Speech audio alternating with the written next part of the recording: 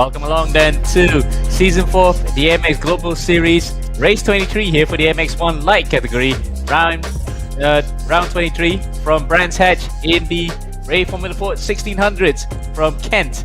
And it's the lovely countryside that used to be the home of the British Grand Prix that hosts also the Formula 4 Festival. So we'll get into more of that as we go. Hello then from Amir, alongside me is Damon.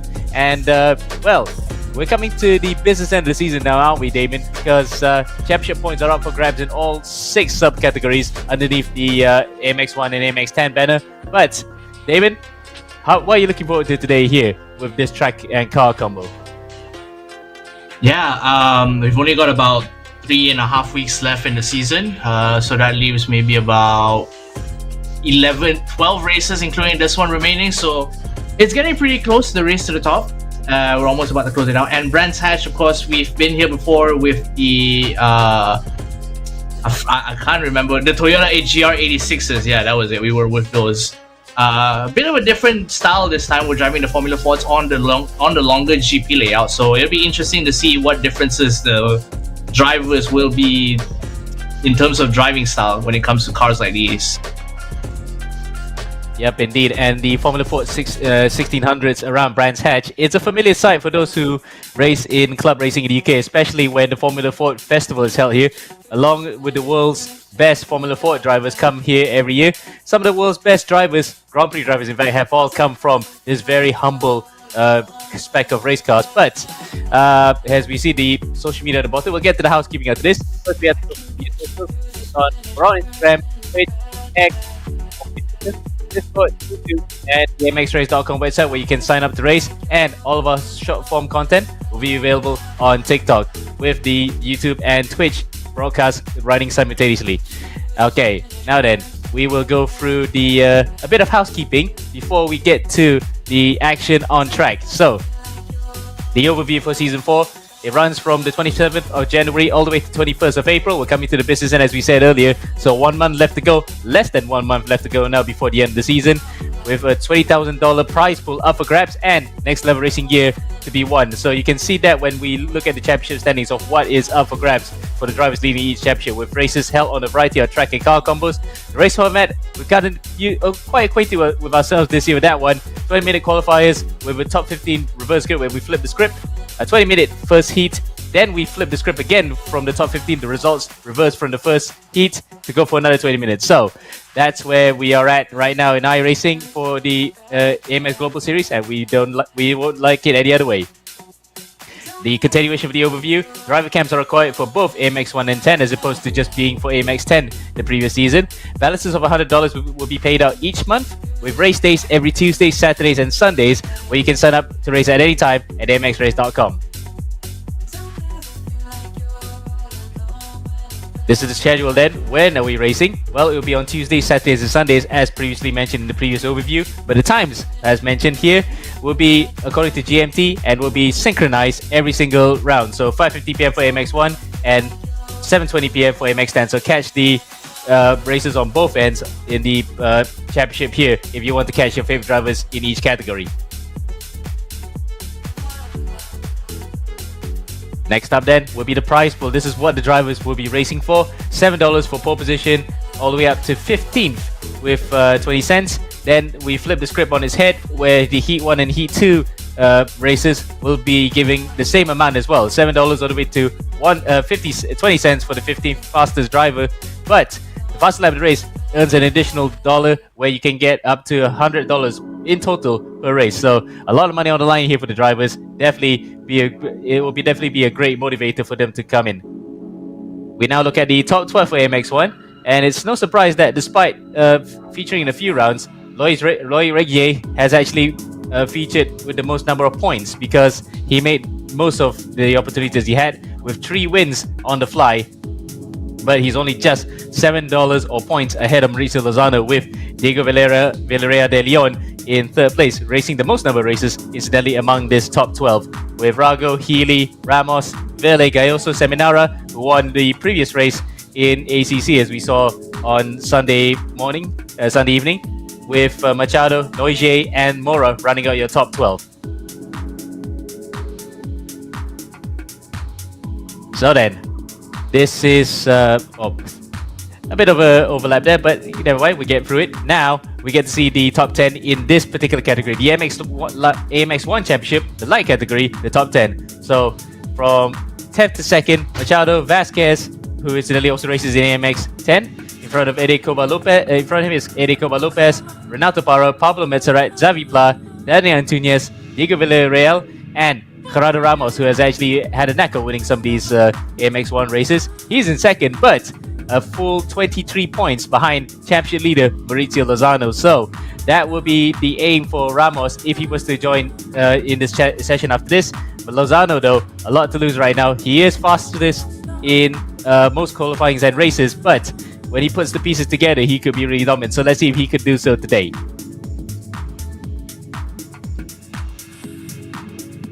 Now then, so that's the housekeeping out of the way. We go now to the details of what and where we're racing at. Of course, we already saw that at the top of the show, but we get to further detail with Damon now explaining where and what we're racing at. Thank you very much, Amir. And yes, we are returning to Brands Hatch today, but this is, of course, the Grand Prix layout instead of a national layout. Much longer than the national layout. It doesn't cut through McLaren. In fact, it goes all the way past Surtees into the Pilgrim Strait, past the drop into Hawthorne Hill, and then goes all the way back around. So this is a relatively more high-speed section, and also remember the fact that Brands Hatch has a noise curfew in real life, although we won't be dealing with any of that on iRacing, so good on us.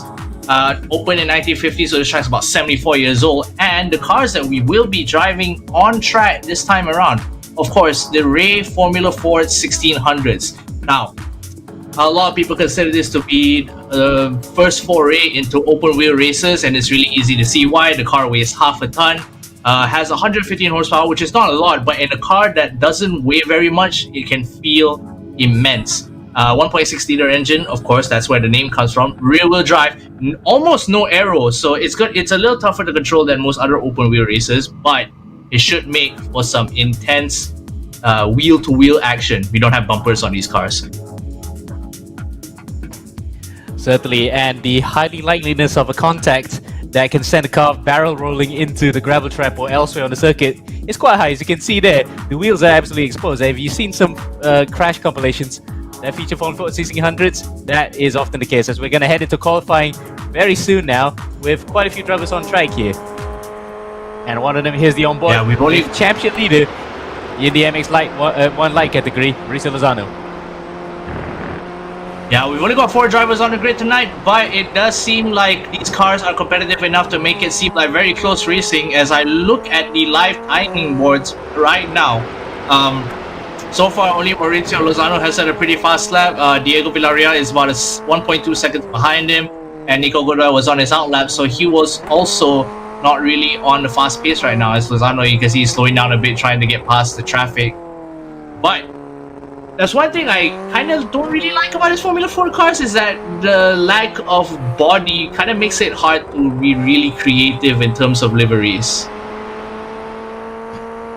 Well, you would say that, but then again, it is a very small car to begin with, so I don't see much of a moving billboard. But some of the drivers do work past that limitation and create some banging liveries in previous weeks that we've seen. For example, like I forgot which driver ran that livery, but it was a Stewart Formula 1 livery on a Formula Ford. So that is kind of like a relation there, because the Stewart F1 team had Ford backing before Jaguar was the one that reused the name when Ford took over that particular entry. So nice touches there, but again, you're right, it is a bit of a small moving billboard, but let's see what the drivers can make the most of.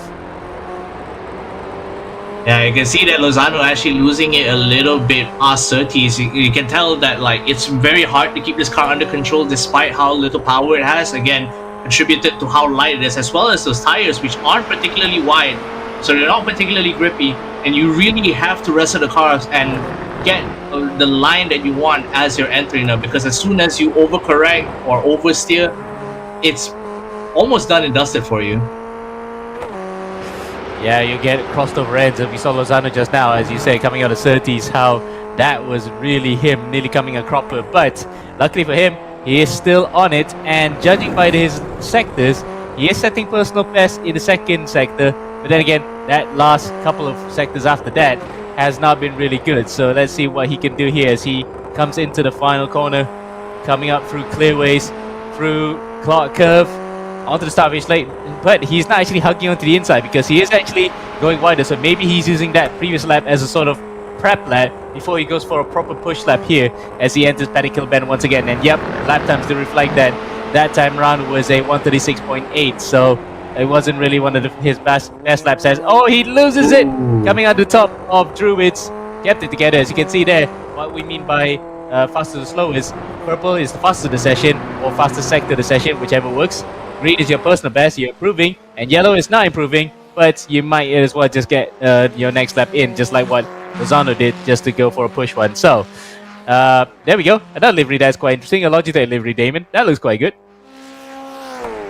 Yeah, actually, it does look quite striking, especially with the car. I think the black and blue really works out very well for him. So Gerardo Ramos is actually with us on the track, but he hasn't actually entered the lobby yet, nor is he out on the track setting a lap time. So I'm not sure when he'll be coming in. But regardless, I think the other 3 drivers on the board is going to be pretty... Oh, there he is. He's right there somewhere. He's not on the leaderboards just yet, but he is on the track, yes. And you can see the personal best green bar is being set right now. So that means that despite not having a time, it is a time that is indicative that he is coming through the sector beams and getting the sector loops in there. But we haven't seen a proper time just yet as he comes around through Sheen Curve, that fast, frightening right-hander into Sterling's. You can easily get it all crossed up if you go wide. We saw that in an ACC race quite a few weeks back where one driver really ended up whacking into a couple of drivers afterwards. So we might see that here, especially we mentioned earlier how the wheels can interlock. We might actually see a driver flip out completely, but knock on wood, that's not going to happen. As across the line comes Ramos. That was probably just a bank lap because that wasn't really the best of, that's not the best of him just yet. 34.8, and he's looking well animated. You can see there, it's just as I said, he was animated. He was shaking his head, not really pleased with that one. Yeah, and there is one thing that I want to point out regarding these cars as well is how scary curbs can end up being in cars that are sitting this low and are this small. Especially turn 1 Paddock Hill, there's a curb on the inside that kind of bounces you up a little bit. We've seen it on the GR86s. They actually went up on 2 wheels at a certain point, so that particular turn, the line there is so much scarier in one of these. Absolutely, as you can see coming out to Paddock Hill now, there's that curve you were talking about. So in these cars that are a bit more, you can see the suspension working is a bit mushier compared to a modern Grand Prix car where it's much stiffer. You might say that if they hit a curve at a certain angle, you might see the flipping, or someone might help them out. As we see Nico Godoy come across the line, he betters this time to go in front of Gerardo Ramos. As you can see, Ramos there is right in front of Villarreal. So all the old boys, but they still have a lot of spring chicken in them to actually get the fast times in. As Villarreal, who a lot of people pointed out, his helmet was actually from Gonzalo Rodriguez, so that's quite a nice point out there. The late Uruguayan who was making a name for himself in single-seaters in Formula 3000, and then he jumped over the pond to the kart FedEx Championship Series in the what we call IndyCar nowadays with Penske. Unfortunately, his life was taken too soon due to a massive accident at Laguna Seca. There's Villarreal across the line then. He has improved this time. So does Ramos. So Ramos is actually punching the air for Villarreal to actually get a faster time here. As you can see, a lot of creative sponsors on the side. So drivers are using the billboards there as Villarreal comes a bit crossed up there. But I think that's the best way to go, because the way to get more speed out of these cars, because they're using semi-slicks, is to just flick around the corners. Yeah, you definitely wanted to do that, but you also don't want to end up in a position where you end up with too much angle, then you have to wrestle the car back into a line, because you could end up overcorrecting and then it immediately starts pointing the other way and you end up in the barrier. So you don't want to lose too much speed as well, because again, with these cars, 115 horsepower, not a lot. Despite the low curb weight, it will still take some time to build up that at speed, and if you lose even just a little bit, it takes really long time to get it back up. Certainly, and momentum is just like some slow cars, is absolutely key to get the lap time right here. As Villarreal gets it really cross, but he was fastest in one of the sector loops at sector 4 then. Rosado responds in kind as well. He's actually gone faster by 2/10 from his previous best at 32.4. Let's see what Villarreal has in store. with 4 minutes left to go in qualifying here. Comes around clearways, he goes off! He's into the gravel trap. There goes his lap here, and you can see the look on his face there. He knew full well that was a good lap gone begging. Yeah, again, we're coming back to just how difficult these cars can be to control. Yes, they're really fun to chuck around, yes, but again, it's almost really tough to drive near the limit or on the limit, because you could just end up making a tiny overcorrection in terms of steering or throttle, and then all of a sudden you're way past that limit and the car just can't handle it afterwards. So it's a very fine line to be driving these cars, and that's why it's so popular among people who are starting out with open wheels, just because of how challenging it is to drive. And also notably how cheap it is, because Formula 4 is still pretty much the most viable form of motorsport everywhere in the world. You can see it all the way in the Pacific region, like in New Zealand and Australia, to the UK here with Formula 4 British categories, but it's a regional championship nowadays as opposed to be a national one. And all the way in America, where you have the Lucas Oil Schools and Skip Barber having these cars as part of their package as well. So that goes to show how evergreen it is, to the point that there's even a scholarship for Formula 4 drivers to make it up the ladder, especially in IndyCar. As we see Mauricio Lozano come across the line there, that looked really scruffy, and it was, because that lap time just now was a 33. To make that scratch, that lap times have not updated yet. It might have been a 34, but was it his best lap? Or was maybe that was his out lap actually, because he didn't even record a previous best. Yeah, it does seem like he did lose it a little bit on coming up to the back straight, the final start-finish straight. So 4-car race later on. We got about 3 minutes left to qualifying. 4-car grid. I don't know what I'm supposed to be expecting, but I am going to be expecting a little bit of intensity here, especially when you really want to try and avoid as much contact as possible, because again, there are open wheels, everything is exposed in terms of the axle, the suspension, the tires themselves. So a little bit of a rub in the wrong place and both of your races could end up just over. Indeed, and you could actually get flipped around, as we said before. We've seen flips at Brands Hatch before, notably the first ever A1GP race here, where Team Lebanon got flipped out by Team Italy into the gravel track coming through Paddock Hill Bend. So a possibility of that happening is quite high, especially with these cars that such as how light they are and how the wheels are so exposed. You can easily lock wheels and send someone barrel rolling into retirement. As we are coming into the final minute and 45 seconds left in qualifying, this is the last chance for a lot of these drivers to set. In fact, no, it's a minute 15. So after this, last chance saloon for everybody, as Gerardo Ramos sets 3 personal best sectors right now. A bit slow-ish third sector, so he is on a good lap here. Let's see what he can do right now with whatever time that he has left to get the pole position away from Mauricio Lozano. Coming out to clearways then through Clark Curve on the exit. Let's see if he gets it right, and hopefully he keeps it narrow, because that's the fastest way across the line. Yes, he does. He actually keeps it narrow, so that's the way to do it. He manages to actually smoke it a bit onto the start finish straight. Would this be an improvement for Ramos? And it is. Yes, it is. But he misses pole by just over 10th of a second. A heroic final lap, but no smoke. There was smoke, but unfortunately not the proverbial cigar. Yeah, but we all know Lozano is extremely fast in qualifying. He set a lot of fastest laps during the qualifying session, but we'll have to see if oh my god, my tongue is twisted like crazy. If he'll be able to convert it into a race win later on. As we round out qualifying, there Mauricio Lozano will be on your screen in just a short while. He did set the fastest lap. I wasn't able to improve on it after he set it, but it's still going to be a pretty good time. And just behind him, Gerardo Ramos is going to be setting 1/10 behind him. Diego Villarreal, another consistent performer, barring a few mistakes, in 3rd place. Nico Godoy in 4th, and Rafael Casacuda, who I think joined just before qualifying ended. So we're actually going to have a 5-car grid this time around. Yep, but we'll see first, because we had instances before where Casacuda actually joined the AMX 1 race, but then he pulled out to join the AMX 10 race. So we'll see what what will entail out there as we come now to heat number 1. And it is a standing start here at Brands Hatch. So off we go then. Let's see how good you are on the clutch. It looks as though It was a poor start for Casacuta. He did make it into the race after all, but despite being on pole position, he's already almost to the back. He got swamped coming into Paddock Hill Bend. That was not the best of starts. Yes, Brands Hatch can be quite tricky because there is an elevation on the start finish straight. That is a disadvantage for pole sitters, but you can make the most of it if you know how to launch the car. And for Casacuta, it wasn't the case, as Villarreal takes the lead coming into the first sector here with Ramos right beside him. So Ramos made a good flyer as well. We were on board Lozano the whole time. He wasn't really going through the punches to start, but now he is going to try to make the move because knowing for a fact that Ramos is pretty much on the same pace as him, if he gets away, he will have his work cut out for the rest of the race, Damon. Yeah, definitely a good start so far from all of these drivers, barring the unfortunate launch of Casacuta. I just think he was particularly prepared for it.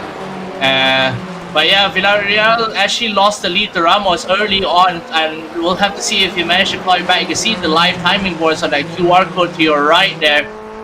And right now, I think Gerardo Ramos is going to be comfortable because we've seen him in this position before, and he's always usually managed to hold it, aside from when faster drivers show up. And Villarreal, they're not going to be very good with that line outside that right-hander, goes onto the grass, so he loses quite a bit of speed there. It gives Lozano more time to catch up as they're coming near the end of the first lap. Nico Godoy is also just behind him. He needs to get a good exit if he wants to hold on to this position.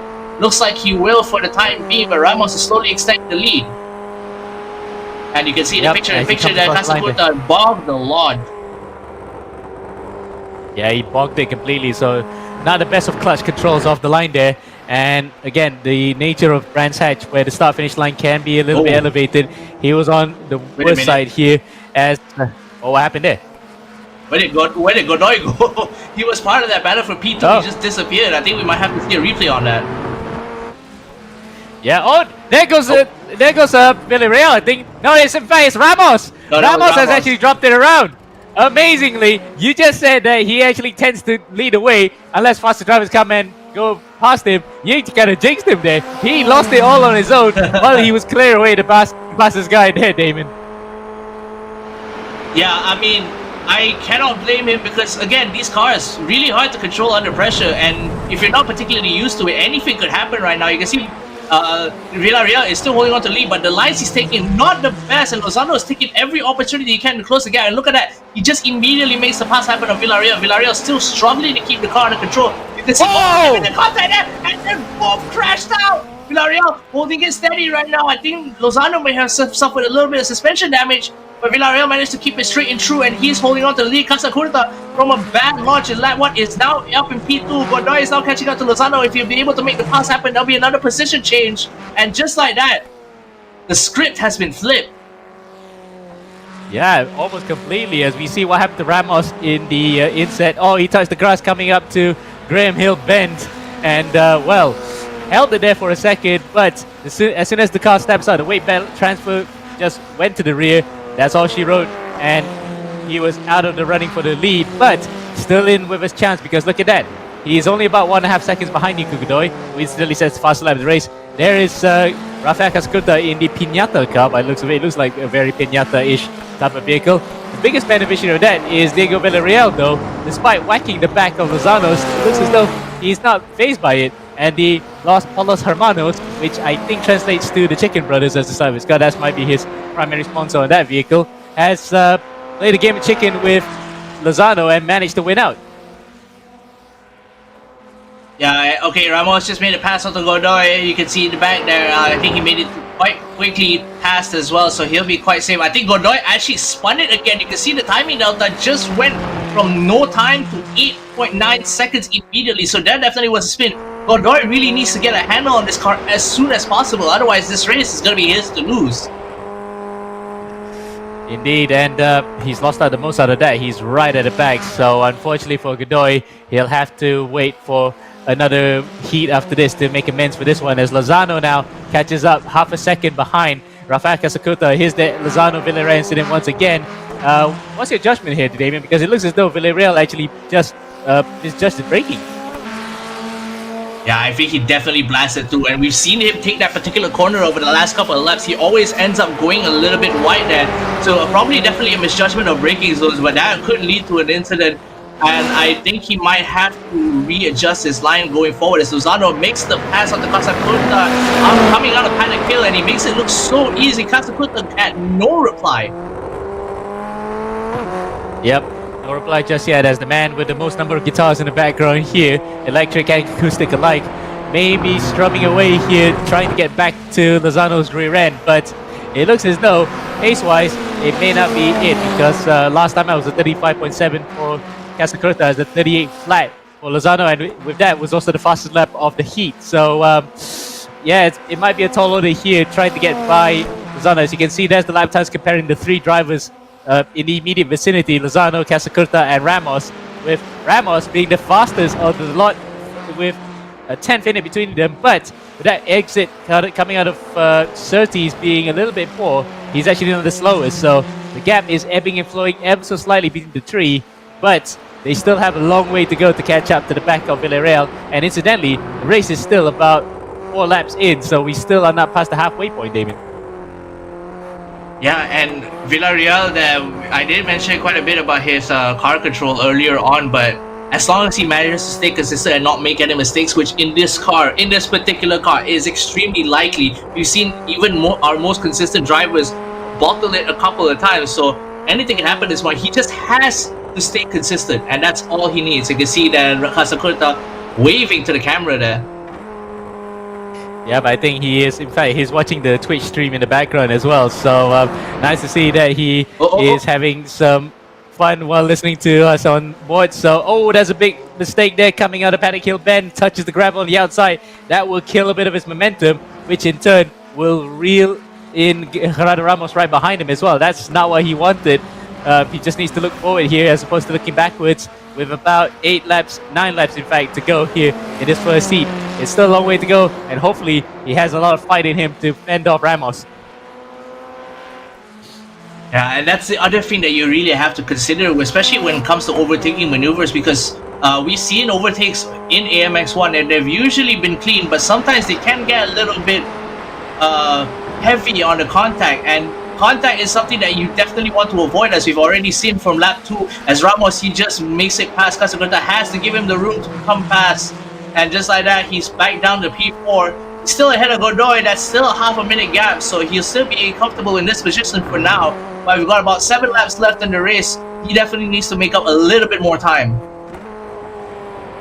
Yep, and he has 8 seconds the difference between himself and Villarreal up in front. So Villarreal then steadying himself at the pace at the front. So looking at his lap times, in fact, he is matching Lozano and Ramos. So he is in the 33s, 33.3 last time, his best time, 32.8 respectively for Lozano and Ramos. In fact, Ramos has set yet another fastest lap. So he's a man on a mission. He's just shaved off yet another couple of tenths to get up to the back of the Uruguayan, with himself pulling away a bit for Ramos. Kasakuta is still holding on to the back of Ramos here. So it's not plain sailing just yet for the people who are on the rostrum. Things can still change. Yeah, Villarreal is losing a little bit of time to Lozano here. You can see they made up 0.3 of a second in Sector 2 alone. And I think you definitely have to consider the fact that he has to be really careful with his pace, because he doesn't want to overcook it and end up spinning the car. Because that's what did in Ramos earlier on, and he doesn't want to make that same mistake. You can see picture in picture that Godoy just loses it coming into Surtees and then just couldn't recover in time because he just lost all traction. And speaking of losing traction, he's also lost a lot of time as well to Kasakuta. He's 30 seconds behind now, so an extra spin may have actually done it for him. So that will be pretty much his position for this particular heat, but he'll start on pole position for the next one. As you can see, a bit of Breaking Bad references on the side of the car. So, well, the car is not made of glass, but certainly it was tougher than glass, if anything, because that was a mighty whack that he hit the back of Lozano with. Manages to get out to the back of him, mounting it a bit, but the car is still standing and in one piece.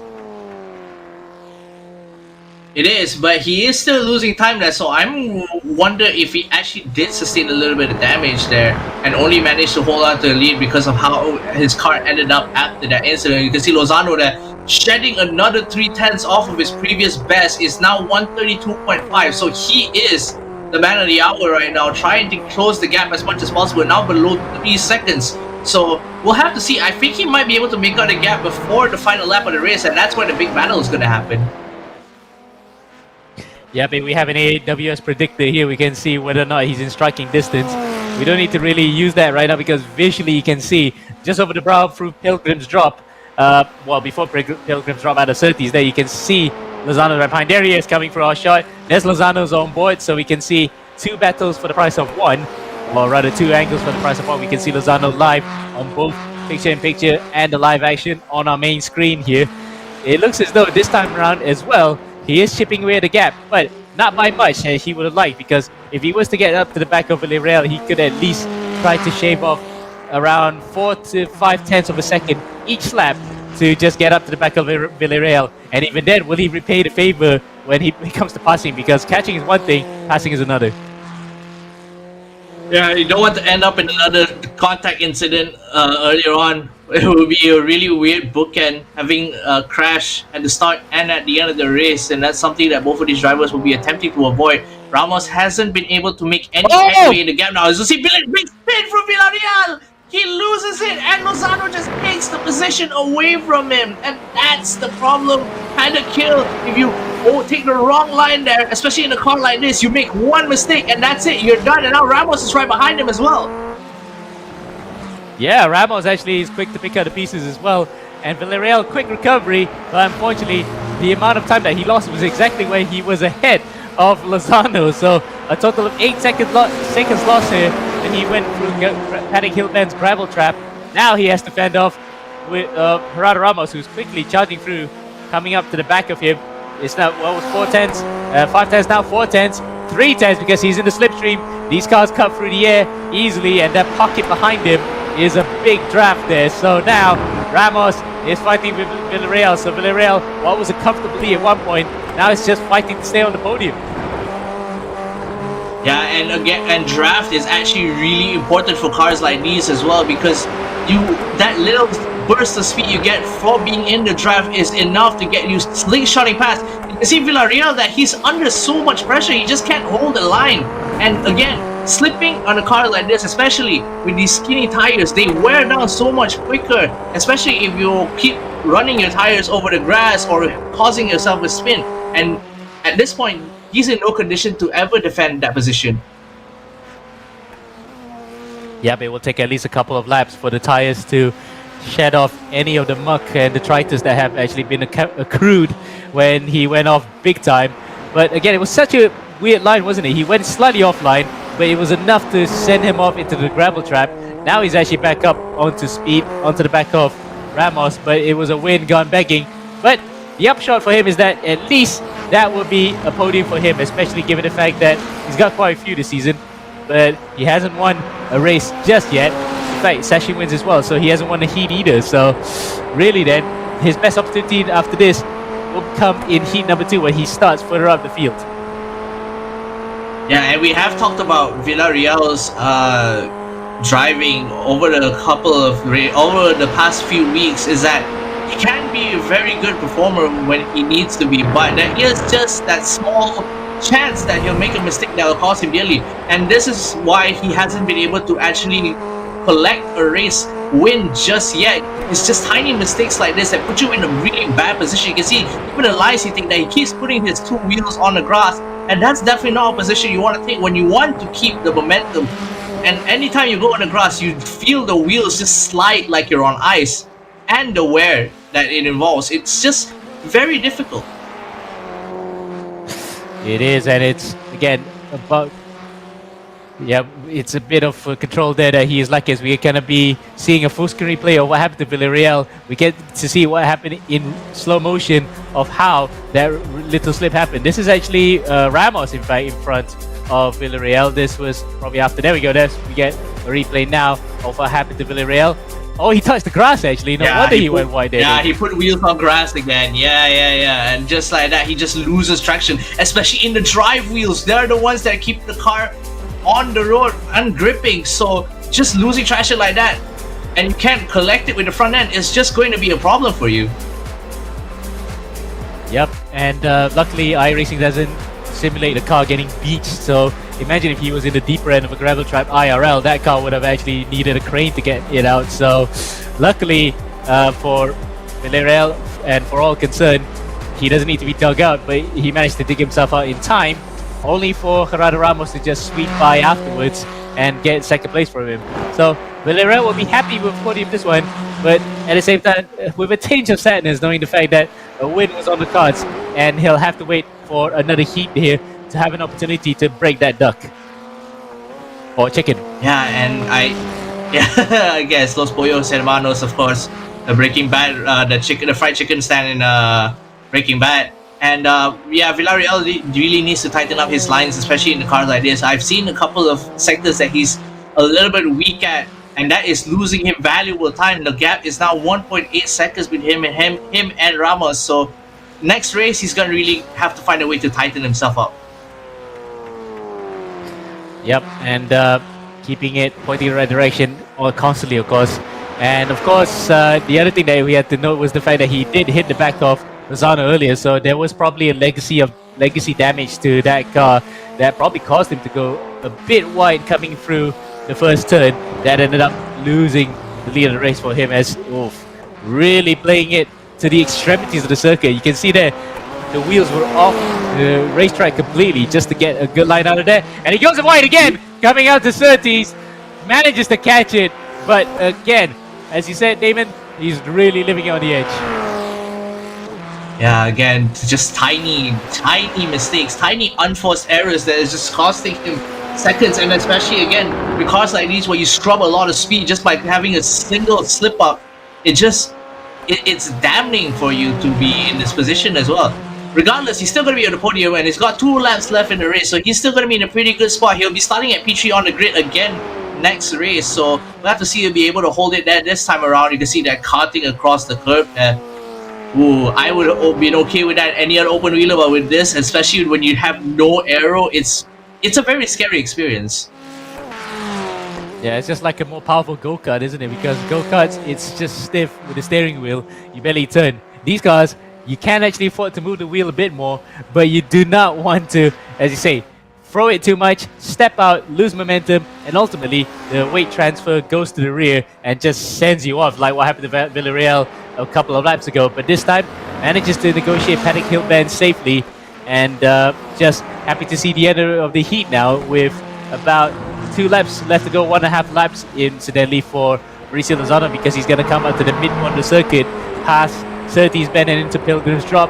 He has not been challenged since, taking the lead back away from Diego Villarreal, with a slight scare in between where he was knocked off from the lead by Villarreal coming up to Sheen Curve. But luckily for him and for Villarreal, damage didn't seem to be that extensive, so both cars were fine to continue, and the dividends have paid off big time here. He's still leading the way ahead of Ramos. It's just a battle of the fastest lap, isn't it? Because both of them have been trading fastest lap times. Now it's in the hands of Gerardo Ramos at 32.3 with Lozano at 32.5. He probably would like to aim for that fastest lap in the final lap here as we come over to the closing stages of this first heat. Yeah, he's still losing a bit of time to Ramos, but Ramos definitely won't be able to make up that gap in time if this is the game that he's going to be hitting.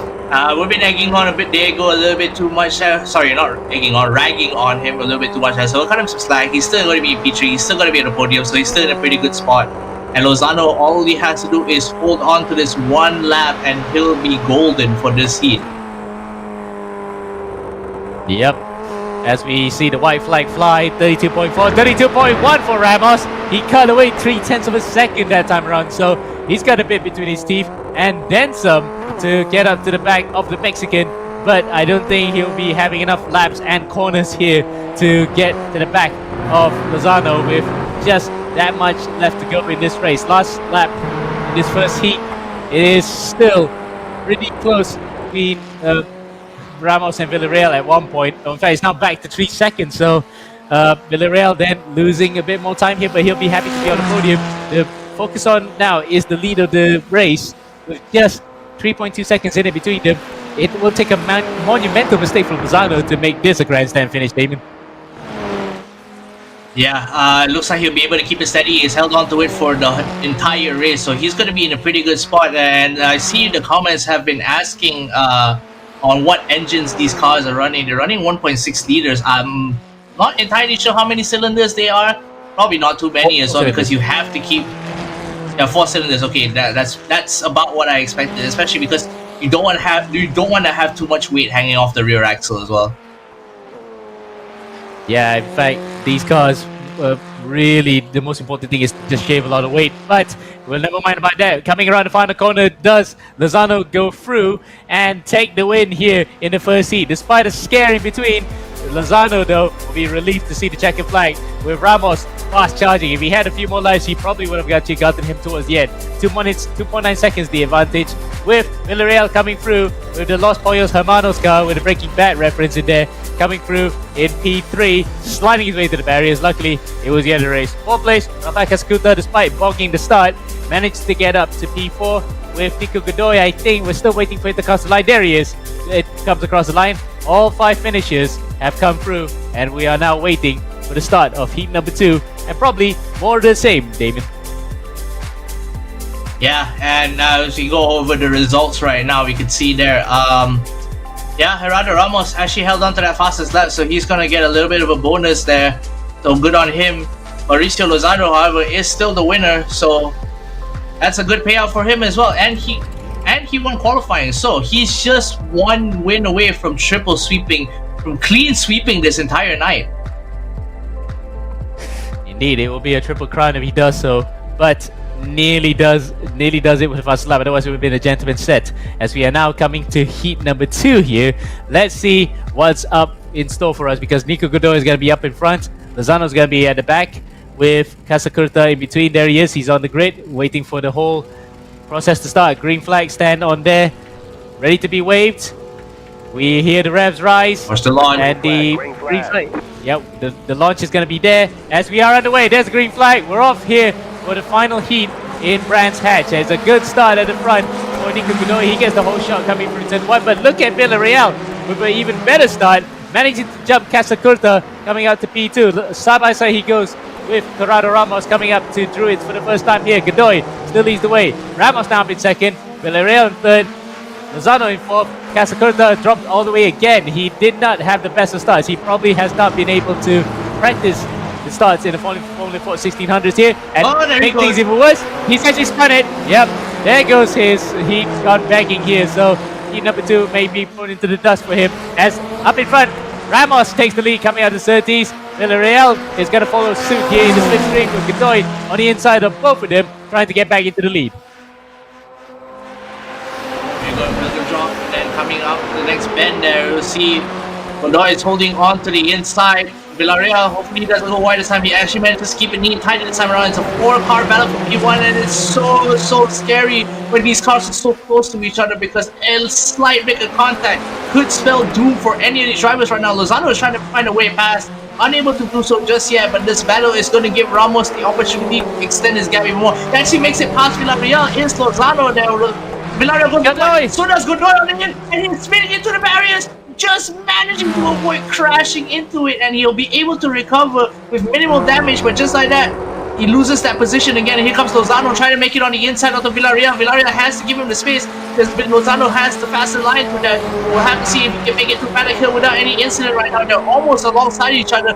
Diego Villarreal scrubbing a bit of speed because he didn't have the best line coming into Paddock Hill. Over the bend and over the hill, and just like that, Lozano back into P2. Yep, dear, oh dear. You might have to ask, what is Nico Godoy having to do to just get a decent result at this point, because that was his spin on his own. Casacurta, likewise, was the guy that spun at the start, manages to get him in front, so he didn't lose too much time as compared to Godoy. We're on board with Villarreal, getting onto the inside. Lozano, that was very close coming out of 30s, coming through Pilgrim's Drop here. Will they be able to come through here side by side clearly? As you can see, our swingman camera sees the action as close as we could get. That's a very nice camera shot there, with Lozano managing to stay ahead of Villarreal. Oh, not again, not back again. of the ball. Gerardo Ramos is going to be ahead as Villarreal nearly hits the back of Lozano once again. Goes up to the grab and trap. He does. And that was almost a carbon copy of what happened in the first race. Yeah, on the same lap, at the same pen, with the same drivers involved, it was almost an amazing coincidence. But Villarreal actually noticing the trouble this time around, backs off, loses his car just a little bit because of the weight transfer, losing all the grip in his rear wheels, but he manages to hold it together.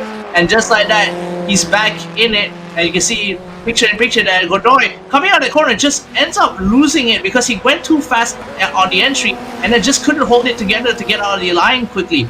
Ends up on the grass, loses all of his grip, manages to slow down the car just before he touches the barrier, so he's going to be okay. But again, Godoy not in a great spot right now.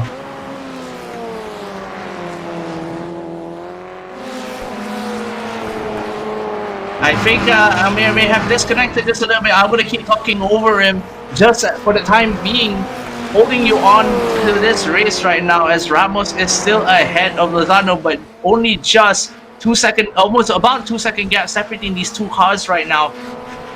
Lozano is making a bit of time on him, but we'll have to see if he'll be able to actually make the pass happen. You can see earlier on, Ramos was the one closing the gap between these two drivers, but it appears that Lozano is now the pursuer and is doing the same thing that Ramos did to him in the first race, only this time it's much earlier on, and so he has a much bigger opportunity in order to do so.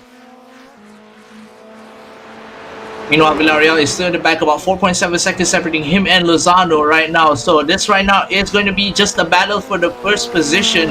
We'll have to see whether or not Lozano can make it through. Ramos should not be able to slip up at any point in this race right now. He has to keep his concentration and hold the car in control for the rest of the race. And we still got about 10 laps left. So at this point in time, there's still a lot that can happen.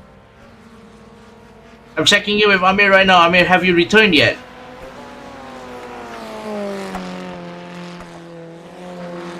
Doesn't seem like he has. Don't worry, I'll keep talking over it. Just let me know when you're back, buddy. Anyways, Lozano there still holding on to that 1.8 second gap between him and Ramos. Ramos there is playing it quite safe with some of these earlier sectors as well. Villarreal is losing time again. He's now up to 5 seconds behind him. So this is still going to be a really scary position for him. And double check again. Amir, have you returned? There we go. Yes, I have, and unfortunately somehow my browser crashed, but let's not drop any names of what browser I was using, but yeah, we'll just get back into the action. Don't worry about it. I think you're still unmuted on Discord, by the way. If I wanted to double check that just now, I'll take over for you for just the time being right now. You can see a little bit of a slip for Diego Villarreal there, trying to avoid an incident from Lozano, so he brakes, but the weight transfer just loses the grip from the rear wheels. He has to go on the gravel trap, manages to keep it straight and true, and rejoins the track pretty safely. So he's going to be in a pretty comfortable position. But again, P3 for him. He has to hold on to this position. Looks like he'll be able to do so. There's still a gap between him and Casacorta. So again, P3, another comfortable position for him, another podium, but he definitely feels like he can do better. Yeah, absolutely, and it's just a case of minimizing mistakes, which Villarreal's still working on in absolute earnest to just really maximize what he could with the opportunities he's been given. But for the time being, at least, it's a podium for now. But Lozano and Ramos are actually closing on each other. That might be at least a half hope here. If Lozano and Ramos come together, he might just pick up a freebie, but it's a fanciful hope. Nonetheless, he just needs to keep going. Yeah, and what you said before that the gap was extending, it actually increased between Lozano and Ramos. It was 1.7 seconds earlier on. It's now up to 2.1. So Ramos is definitely faster on this track compared to Lozano. He just has to manage to keep it steady all the way through. And you can see Villarreal there playing with the curves, probably a little bit too playfully, I might say. But we've already seen what happens if you go up on the curves or on the grass. You just lose all the grip and then you bottle it. Looks like he's had it under control so far, so the curves might be a little bit of a system to him in order to gain as much speed as he can out of the exits of these corners. Hasn't worked out for him just yet. Yep. As a couple of questions are coming through at the bottom here. Are these Ford Focus engines? Theoretically they are, because they're in Ford Pumas. It's a Z-Tech and / Kent engine, if I'm not mistaken. So the Kent is the most popular one. That's the engine that's on the back of these Formula Ford 1600 cars, with the chassis being the Ray race cars. So that's why they're called Ray Formula Ford 1600s. But you don't mention the engine specifically, but We believe it's either the Z-Tech or the Kent engines, which are about 1600 horsepower and 4 cylinders. I believe for this particular year, especially if Ray's been making these Formula 4 cars since the 60s, they're still using the Kent engine because I remember the Z-Techs were 1.8 liters. Okay. So there you go. That's the case in point there. And doesn't have the EcoBoost power that the later Formula 4 cars had, especially during the last years of the National British Formula 4 1600 Championship. But nonetheless, it's still a pretty good package that you can have in these cars. Just get a chassis, use the same engines, and you're good to go. It's really just the most inexpensive way to go racing, and it can be very competitive. You can even make a good career out of being a chassis manufacturer putting in these cars. But in particular, the race cars is the most popular chassis of the lot. Yeah, very, very popular. Again, because of the challenge that it provides, as well as the ease of accessibility for these cars. You know, almost anyone could probably, with a small budget, take one of these cars out and just go race in sanctioned championships as well. So, very blossoming competitive scene for these cars. Certainly, but again, it's just a sad thing that other Wings and Slicks categories, the likes of Formula Renault and Formula 4 in particular, took over from Formula 4, especially in the UK and Australia. It nearly killed off the cars completely, but luckily many racing groups around the UK and Australia and other parts of the world still use Formula 4 as a way to get racing. Not on Ford Mondeos in particular, because that is a Z-Tech engine. So these are the Kent engines that were found in like Ford Cortinas, for example. So that's pretty much the car's internal organs, shall we say, that puts a lot of life onto the wheels on the road. That really has been used since the 1970s, where the race cars contingent have been using. It's still a familiar sight even today with these cars, because Formula 4, long shelf life. You can even race an old Formula 4 car around with a brand new Formula 4 car that was just produced recently. Yeah, and I remember, I think Ford decided to rebuild the Kent engines for cars that were still using them, and that was as recent as, I believe, 2000 and I think it was 2009. I believe they were still producing Kent replacement engines for these particular cars as well. So that is a little bit of trivia for you guys at home. As we're coming back to the race right now, we're still past the halfway point. Lozano hasn't been able to make any headway now. Ramos is just outpacing him in most of these sectors. Yeah, in fact, this particular instance, it's just a couple of tenths, but again, it's crucial that Lozano doesn't lose touch to Ramos, with Villarreal also actually improving slightly in the third sector against Ramos. Has come across the line they go. Ramos with the fastest second, the final sector, of course, and he manages to eke out 200ths of a second there. 5.74, 5.94 within the 32s, with Villarreal a bit further behind at 33.5. So it's a race between the top two right now, with Lozano and Ramos, of course, cheap championship rivals as well. Yes, Ramos does have a few points to make up with Lozano there, but Lozano is going to be pretty comfortable in the lead still with this second place finish. Probably wouldn't be able to make it a Triple Crown sweep, but just yet. But we'll have to see. We're still about 5 laps remaining in the race, so the chance is still there. But he's going to have to drive like a madman if he wants to close that gap, because it is just extending by the second. Yep, as the best lap of the race has gone to Gerardo Ramos with 32.4, but yeah, the gap between both of them is still about 2.5 seconds, and Lozano is desperately wanting to actually take that win because he wants to increase that gap. Conversely, Ramos wants to actually take the win so that he could actually chip away the gap in front with Lozano. So all to play for the two drivers leading the way right now here in the final heat of the day in AMX1. Yeah, so far I think it's pretty cut and dry for these drivers as well. Everyone's in their own little island right now, so we probably won't see much in terms of battling this time around. Which is unfortunate if you look here for the intense action that you come to expect from AMX1 over the past couple of weeks, but that's just how it is with these cars as well. Sometimes you have it, sometimes you don't have a handle on it. And as a result of that, I think the racers themselves are just trying to come to grips with how the car works and its foibles, shall we say. That's a really funny way to put it, because what happened here with Nico Godoy, he goes across the track. He actually comes in the pit lane to actually repair the damage. That's actually good. In fact, look at that. The car literally has the front wishbone bent. Yeah, I think he might have gotten into a bit of an accident. Probably spun it again into a barrier, so he's going to have to bring it in for repairs. Unfortunately, again, that's his race done and dusted. Just unfortunate for Nico Godoy. Today is just not his day. Yep, and he misses his pig spot for good measure. Now he actually stops, or goes back and forth, whichever way to put it, because he wants to actually get it across properly, not to hit the Porsche safety car at the end of the pit road there. So for Godoy, at least he will be classified, but wait a minute. Oh, what happened here? This is Cascota Villarreal. That's actually just about the second between both of them, Damon. Oh shoot, I wonder what happened. I think Villarreal might have spun it a little bit and give Casacota back into the race. In attempting to go for that podium finish, Villarreal will have to hold on as best as he can.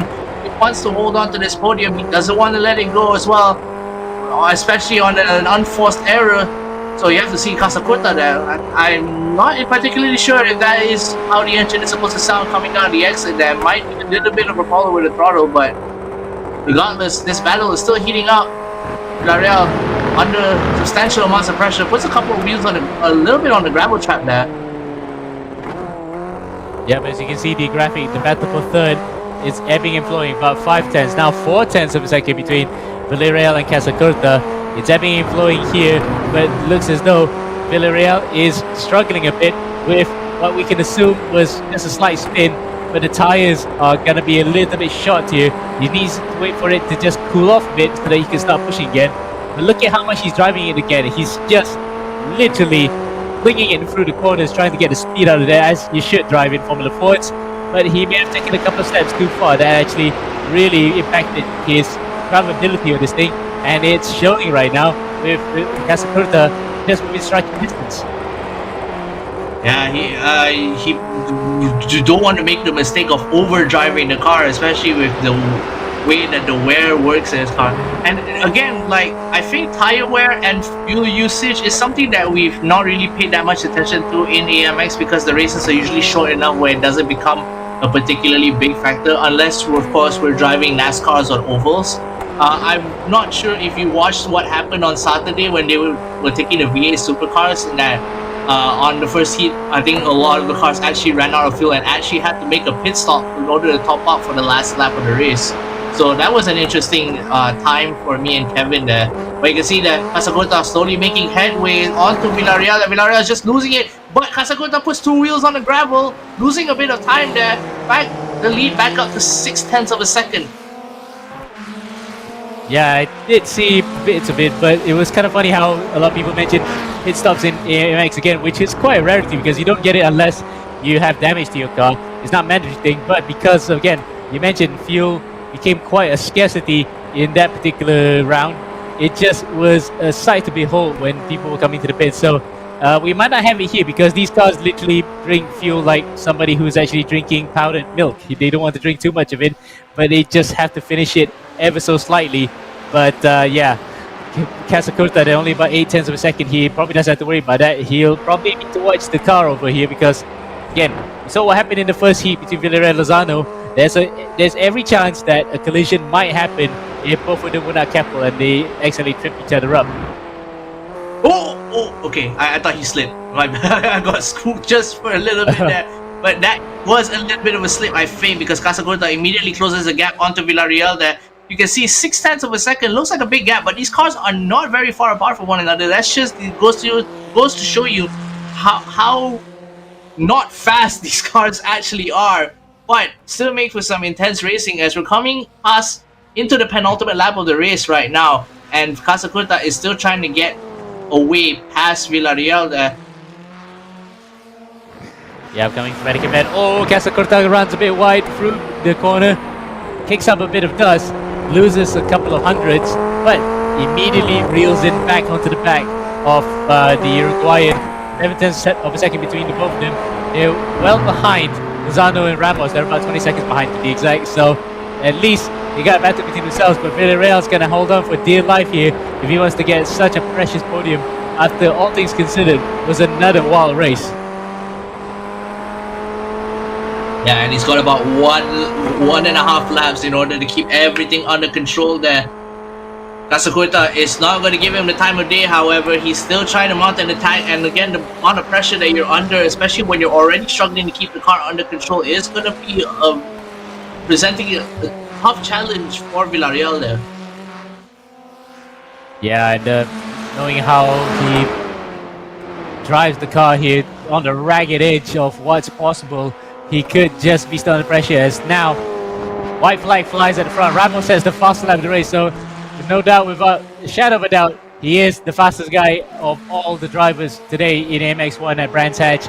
It's a case of what might have been, had he not spun it while leading in the early stages in the Heat 1, he could have been the one that been on for a Triple Crown. But as it stands, it's going to be the spoils shared between Ramos and Lozano, which means that in the championship stakes, it's not going to be much difference, except Lozano's just going to inch away ever so slightly because of the fact that he did take pole position in the prior to the race, so that's why he will be looking more of a happy chappy compared to Ramos after this. Coming from Paddock here, Bando, this is the battle between third and fourth that we're looking at. That's the biggest interest because there's only 7/10 of a second between Uruguay's Diego Villarreal and Brazil's Rafael Corsa Competizione. Nothing mentioned in between them. Pressure is still on for Villarreal to just keep this going in the final lap, Damon. Yeah, coming out of Surtees right now, he has to keep it under control. He can definitely do it, he just has to keep it consistent as well. Corsa Competizione as well, trying to make sure that he can pressure Villarreal here. You can see the gap, 9/10 of a second, slowly ebbing and flowing between each other. That the gap has been closing, but not enough. As we go over to the front there, Ramos about to press the final corner of the track and claim this race as his. Coming over to the back, the start-finish straight there, swerving the car a little bit. I'd be careful if I were you. Don't want to end up losing traction and just spinning up before the finish, but there we go. He's already passed. The checkered flag is his race. He is going to be the winner for Heat 2. Lozano just behind him. 3.3 second is the gap. Wasn't able to close it. In fact, was losing quite a bit of time here. So now the battle for the P3 is going to be the last one we see for tonight on AMX1. Villarreal seems to be able to hold it all the way to the end, and he'll be okay and satisfied with that third place finish. Yep, and in fact, the podium finishes for both of the heats were the exact same. Just the order of the drivers in first and second were reversed. But nonetheless, the championship stakes, both of them will still be leading the way here. The gap just inching away ever so slightly from Ramos compared to Lozano. As across the line goes Godoy, he finishes the final heat today, still in the same position he is, and crashes for good measure. Does a bit of a breakdance, almost Beyblade style, but he comes across the line and harmlessly not hurt because he's in the virtual space now in real world. As there we go, that's the BenQ session winner, Gerardo Ramos, with the fastest lap as well. Again, if he won that first heat, he would have actually gotten the triple crown and a clean sweep, almost a clean sweep for all the race positions. But as it stands in the championship stakes, he lost a bit of points compared to Mauricio Lozano, as he is now on the blunts here to just be basking in the adulation of another race win. Yeah, second place finishes through Lozano in both qualifying. Heat 1 manages to play spoiler for Heat 2. He's going to be pretty happy with that result, of course. And just like that, we're done with AMX 1. And wasn't particularly intense, all things considered, but it was still a pretty good race to watch, especially in terms of watching the drivers themselves come to grips with the cars. Yeah, given the fact that the cars as well were easy to lose control because how much it steps up when you throw it just at the limit of adhesion. But it was fun to watch the drivers fighting nonetheless, and we had an interesting fight, especially with the championships concerned up in front. As you can see on the bottom of our sponsors there, Automatics, BenQ, Next Level Racing, and the Korean Auto Racing Association, a member of the FIA ASN. They are the ones who will be doing the stewarding after this. Social media though, Instagram, Twitch, X, aka Twitter, or formerly Twitter, Discord, YouTube. You can sign up on amxracing.com on our website, and short form content TikTok with YouTube and Twitch having the simulcast. Damon, what's your key takeaway here from this round? Because it looks as though it's hard to pick out who has been a standout performer here. I think just in general, the biggest takeaway is that we need to drive Formula Fords more often because it definitely seems like a lot of these drivers are a little bit, shall we say, inexperienced with the technicalities and the flaws that a Formula Ford car can have, despite the fact that it is a very, very good beginner car for open wheel races. Certainly, and imagine if you have 20 plus of them like what they do in the Formula Ford Festival. Incidentally, also being hosted at Brands Hatch since the 1970s, where we get the best Formula Ford drivers from around the world to show who's the best among the best. But yeah, it's not a technical car, but it is a really fun car to drive. It's just hard to master it when you're really on the limit. But enough of Formula Fords. We're gonna go over to AMX1 pretty soon. But for now, we'll go to our commercials first. Then we'll jump in for AMX 10 after this. Don't go anywhere. It will be a cracker, I'm pretty sure. See you in 20 minutes.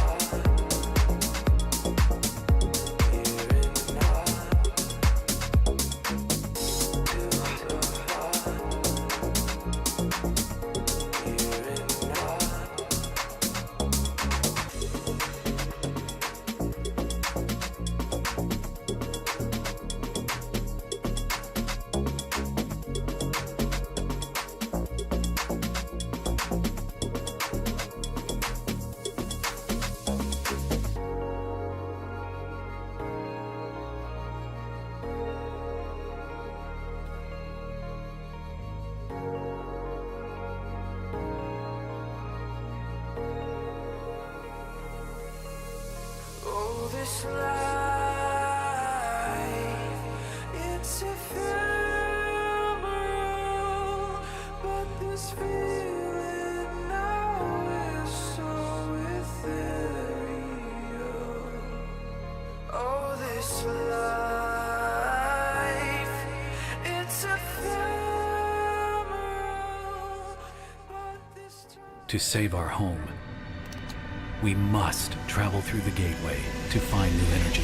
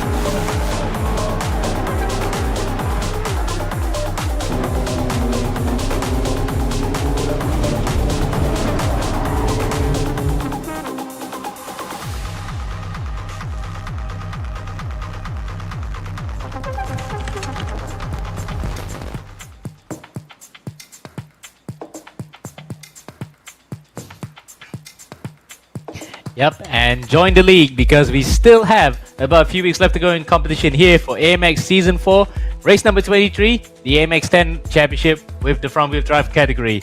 From Circuit Zolder here in Belgium for TCRs around what we can say is a somewhat match made in heaven because it is a proper touring car, old school racetrack, but in new school cars that provide a good action. Hello there, welcome back from Amir and Damon as we are preparing ourselves for what we would say is the best championship of the entire season so far.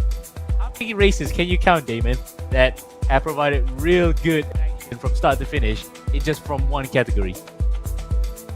Oh man, I lost count. I think I've already taken part in 3 or 4 broadcasts where TCR was involved, and of course it's always been a banger of a race. And of course, Circuit Zolder we're on tonight, and this is a circuit that is indeed in the TCR Europe calendar. So, you know, as Amir said, match made in heaven. And in fact, the actual TCR Europe race for Circuit Zolder should be in May as well, so we'll be able to see that in real life soon as well.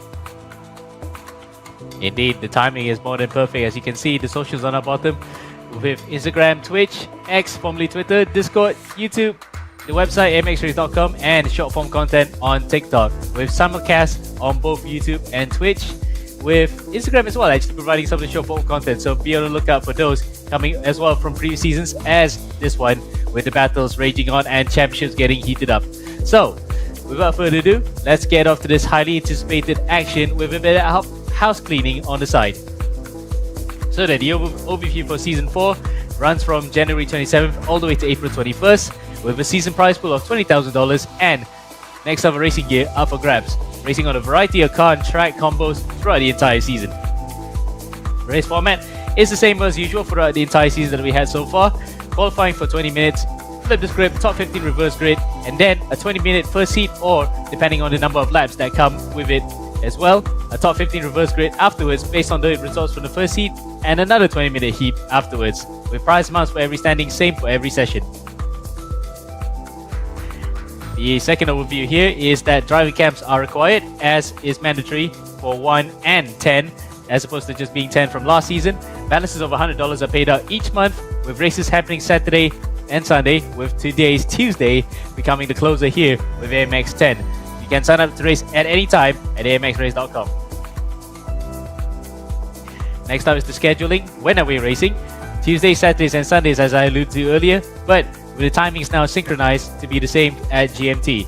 5:50 PM for AMX 1, the preceding race that we saw just now, and 7:20 PM for AMX 10. So that is the timings here, and I hope some drivers actually not missed that one. What we're racing for is the prize pool. $30 for first in qualifying. Any other league has provided that. I'm pretty sure this is one of the very few leagues, if not the only league, that provides qualifying with both points and money on the line, with 30th for first, at $30 for first, and 15th getting $2, with the flipping of the script for the top 15 reverse grade. If you manage to get it all the way to the front, you get another $30 and an extra 4 for the fastest lap for both Heat 1 and Heat 2, a minimum mile rating of 2,000, and a total of $500 up for grabs in the races. Next up then we have the AMX Top 12, where we look through the drivers who have actually completed a lot of the races and actually are in the contention for the championship. And speaking of the championship, it looks as though it might just be a foregone conclusion for the overall title AMX 10, minus the subcategories. Of course, this is all the points pulled together. Guy Valero, having done 22 races so far, won 2 overall, and scored almost a total of $1,000, $989. He's just 11 shy, but I think he will definitely break the $1,000 mark here tonight. With Kieran Harrison in second place, a further 300 points behind. In front of behind him is Aaron Vasquez, about $81 behind. Rest of the field, Dino Filippa, one to watch out for as well. Kuhavi, Regende, Zampolini, Dean, Simon Demori, Leynat, Corentin Guinness, who has not been in the races so far, the defending champion from Season 3, but I think we will be seeing more of him in future races, hopefully. And last but not least, running out the top 12 out of the many drivers that we had so far, Peter Zuba, with most of these guys also racing in TCR, so a lot of these guys are touring car experts. Now then, this is what they'll be racing for, because as you can see is the GT Elite from Next Level Racing, as the rig will be the prize. but the drivers fighting for it, ranging from 10th to 2nd. Muesca, Aguiar, Kulhavi, Naj, Gonzalo Fabi, one of the other real racers is well involved here. Norbert Leitner, the Hungarian, behind Corentin Guinness, Dino Filippa, one of the Argentine drivers who made this jump from sim to reality. And in front of him, by just only a handful of points, is Gael Valero. But leading the way in the AMX front-wheel drive category top 10 is Kieran Harrison, 60 points ahead of Gael Valero, and definitely one of the star contenders here in front of Valero and Guinness and the like, where he is going to be fighting for the championship here, not only for the AMX front-wheel drive category, but for overall. But at least he'll take away one solace from this, is that he's leading the way here in the front-wheel drive championship. Now then, track and car combinations. Damon, what did you take away here to tell us what we're racing at and where we're racing at? Yes, thank you very much, Amir. Now, of course, it's a very familiar track to those who are familiar with TCRs. It is, of course, Circuit Zolder. Located in Heusden Zolder in Belgium, also known as Circuit Telamen. It's about 4 kilometers, opened in 1963, so it's about 60 years old now, which is almost as old as my grandfather. Unfortunately, was also the site where Gilles Villeneuve tragically lost his life in 1982 during the Belgian Grand Prix qualifying. Yes, thanks for that fix of my pronunciation. It's been a while since I've said Gilles Villeneuve. Anyways, regardless of that, however, the track itself is host to a number of races. As I mentioned earlier, the TCR Europe calendar is hosted here. It used to host Deutsche Tourenwagen Masters in 2019 and until 2021, when it was replaced by Spa after that. But it's also hosted 24 Hours of Zolder, the European Trot Racing Championship, the NASCAR Whelen Euro Series. So very, very well-known track among the international racing calendar. As for the cars we will be driving, well, I say cars, it is, again, only one car in the TCR class. It is, of course, the Audi RS3 LMS TCR car. Let's talk about the car again. Front-wheel drive, all the power going through the rear wheels, almost 350 horsepower worth. Weight ranges between 1,200 to 1,500 kilograms with a sequential gearbox. So pretty good aero, pretty good pretty good acceleration.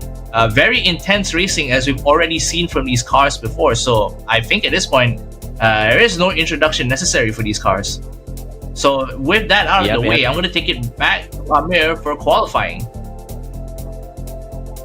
Yeah, thanks for that, Damon. The quick overview, as we can see in the background, the other cars aside the Audis that have been racing, but it's quickly becoming a one-make championship by virtue of the fact that the Audi, despite being the oldest car a lot in the iRacing servers, is actually the most powerful on the straights. It's fast, even if it is a little bit less peaky compared to the other cars, but the drivers are not going to be complaining that much. If it's a meta, they will go for it, and that's why Audis here are in spades. As we're on board now with championship leader in the front-wheel drive category for AMX 10, Kieran Harrison, coming through the first couple of corners here at Circuit Zolder with some familiar names if you know where to look. For example, like coming out to turn 4, this is the Lucien Bianchi corner, and yes, that Bianchi surname does become important because that is in fact the late uncle to the late Jules Bianchi. So both Bianchis were involved in racing, but the younger Bianchi was born in French, but the older Bianchi was Belgian. Nonetheless, they're all Belgian French speakers anyway, being in the Benelux region, speaking the likes of Flemish and all that. Such a shame that both Bianchis were also killed in racing accidents, so it's nice to see that his name is immortalized here, with the likes of Jochen Rindt and Jackie Hicks also lending their names to the circuit. Coming out to the chicane for the first time, or in qualifying at least, we're watching right now because they already set times prior to this. That's a chicane that we're going to see a lot of drivers cut, but maybe also come a cropper when it comes to penalties. What do you think, Damon? Yeah, we're going to have to be very careful about track limits this time around because of how narrow this track is, especially with cars as competitive as this. In terms of the drivers themselves, of course, we're very familiar with them. Dino Filippa is currently in the lead of qualifying with a 137.9, but this is, I think, Dino's 4th lap. He's in the middle of his 5th lap right now, so still got a lot of time. We still got about 10 minutes left in the qualifying, so we're still waiting for Kieran Harrison, Gael Valero to be the trendsetters for qualifying, as they've always been for the past few weeks.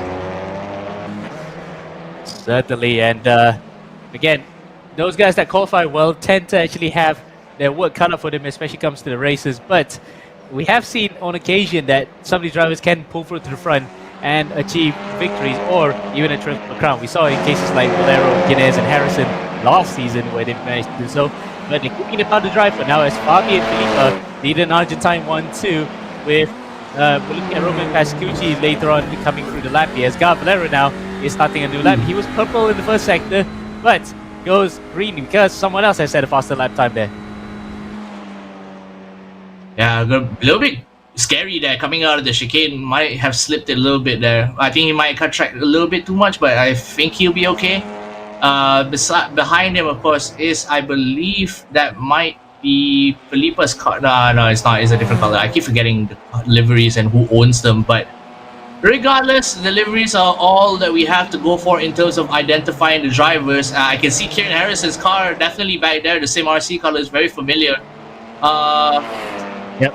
Man, I kind of really don't know how to call it because usually the way these qualifying sessions go, I kind of know what's going to happen at the end of it, but maybe we'll see some surprises later on. Certainly, and we might just see some surprises coming from the guy who's behind Valero, which is Florian Levish, who's driving for, by looks of it, Team Redline. Because of the Team Redline colors, it's a bit familiar there. It's a very lilac blue and red highlights as across the line comes Harrison. He goes to P2, about a whisker under 0.2 of a second behind Gonzalo Fabi, but just in front of Felipe. So they're turning up the wake here in the final 8 minutes that we have been qualifying, as the usual contributors in the comment sections are coming through. The likes of Juice Keith, Exhaust Sniffer, Leo Mora, driver cams listening, and Kevin G at one point, but I think he is going to be racing pretty soon. And Leo Mora, who we saw last time out in ACC in Barcelona, had a ding-dong battle that time. He might have had the best of finishes, but looks like he was really enjoying himself that day. So hopefully you guys enjoy with us in the comment section what could be a very exciting couple of races. But for the time being, Bobby leads the way. We're on board with him right now, coming through the first couple of corners. He looks as though he's going to be in for yet another push lap here. We'll wait and see what the times are going to be. As you can see, speaking of times, live timing, bang on cue comes on screen. You can scan the QR code to see it as it happens, to see where your favorite driver lies. And you have plenty of options to do so, to see all sorts of info, like iRating, license, how far they are into the lap, and even the manufacturers and position change. So you can see that in real time. Now, that is the driver we talked about just now, following Lebesh. And he is, in fact, racing for Team Redline, or in this case, the Verstappen.com racing Team Redline colors. He's coming out the final corner. He looks good for now. He is setting personal best all the way through, but Harrison's on an absolute flyer. Fastest in the 4th sector and 5th sector across the line. Would this be pole position, Damon? And it is not. He improved, but it's just still under a 10th of a second behind Gonzalo Fabi. So he is pushing hard to keep to get that $30. But that it comes for the trouble of qualifying fast. With Felipe and other drivers improving. Javi qualifies out to P6. Other drivers are now trying to lower the lap times here because the track is getting faster, Damon. Yeah, and it's also getting a bit crowded, so Kieran Harrison has got to deal with Labiche and Valero in front of him. Might have to deal with traffic as well, and some of these drivers' traffic is going to be a bane for their fast laps. Valero holding on to P4 right now, still not being able to break past the 138 barrier into the 137s, but he's still been doing pretty well for himself. Pascucci just behind him, Gaston Kohavi as well. So Valero is beset on all sides by Argentinians. Aside from that, however, we got the Polish as well, David and Nico on the back there. I'm not pronouncing Nico's name properly, so I'm not even going to try right now. But they've been pretty good drivers as well for the few times that I've seen them in AMX 10.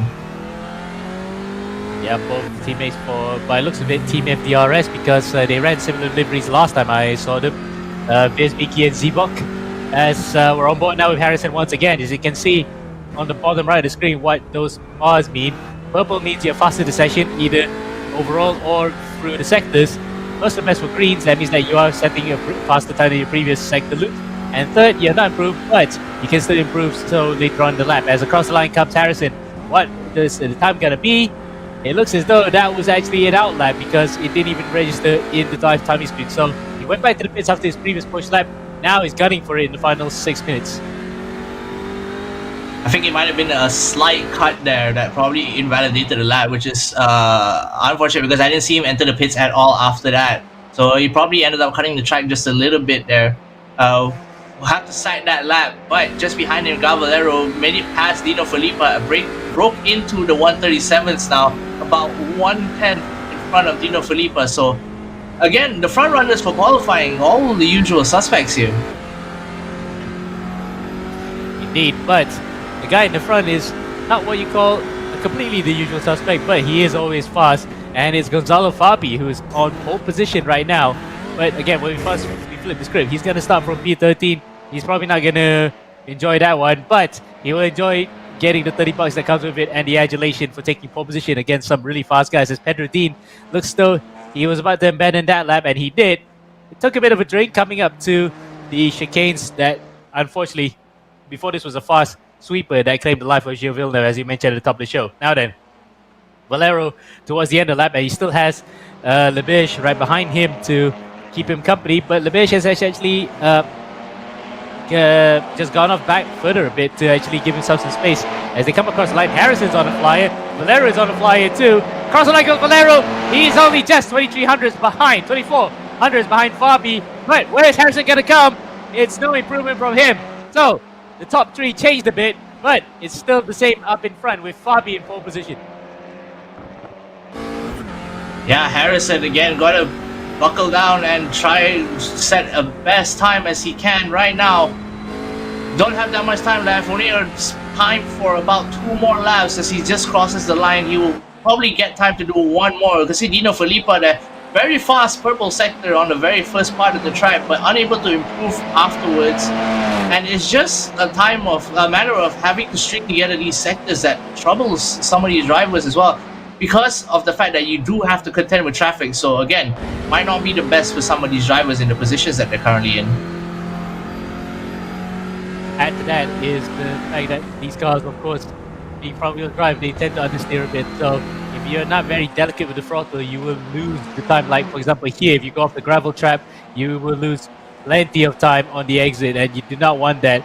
There's a lot of potential choke points at this circuit, especially here, where we've seen a couple of drivers whack each other before in previous seasons.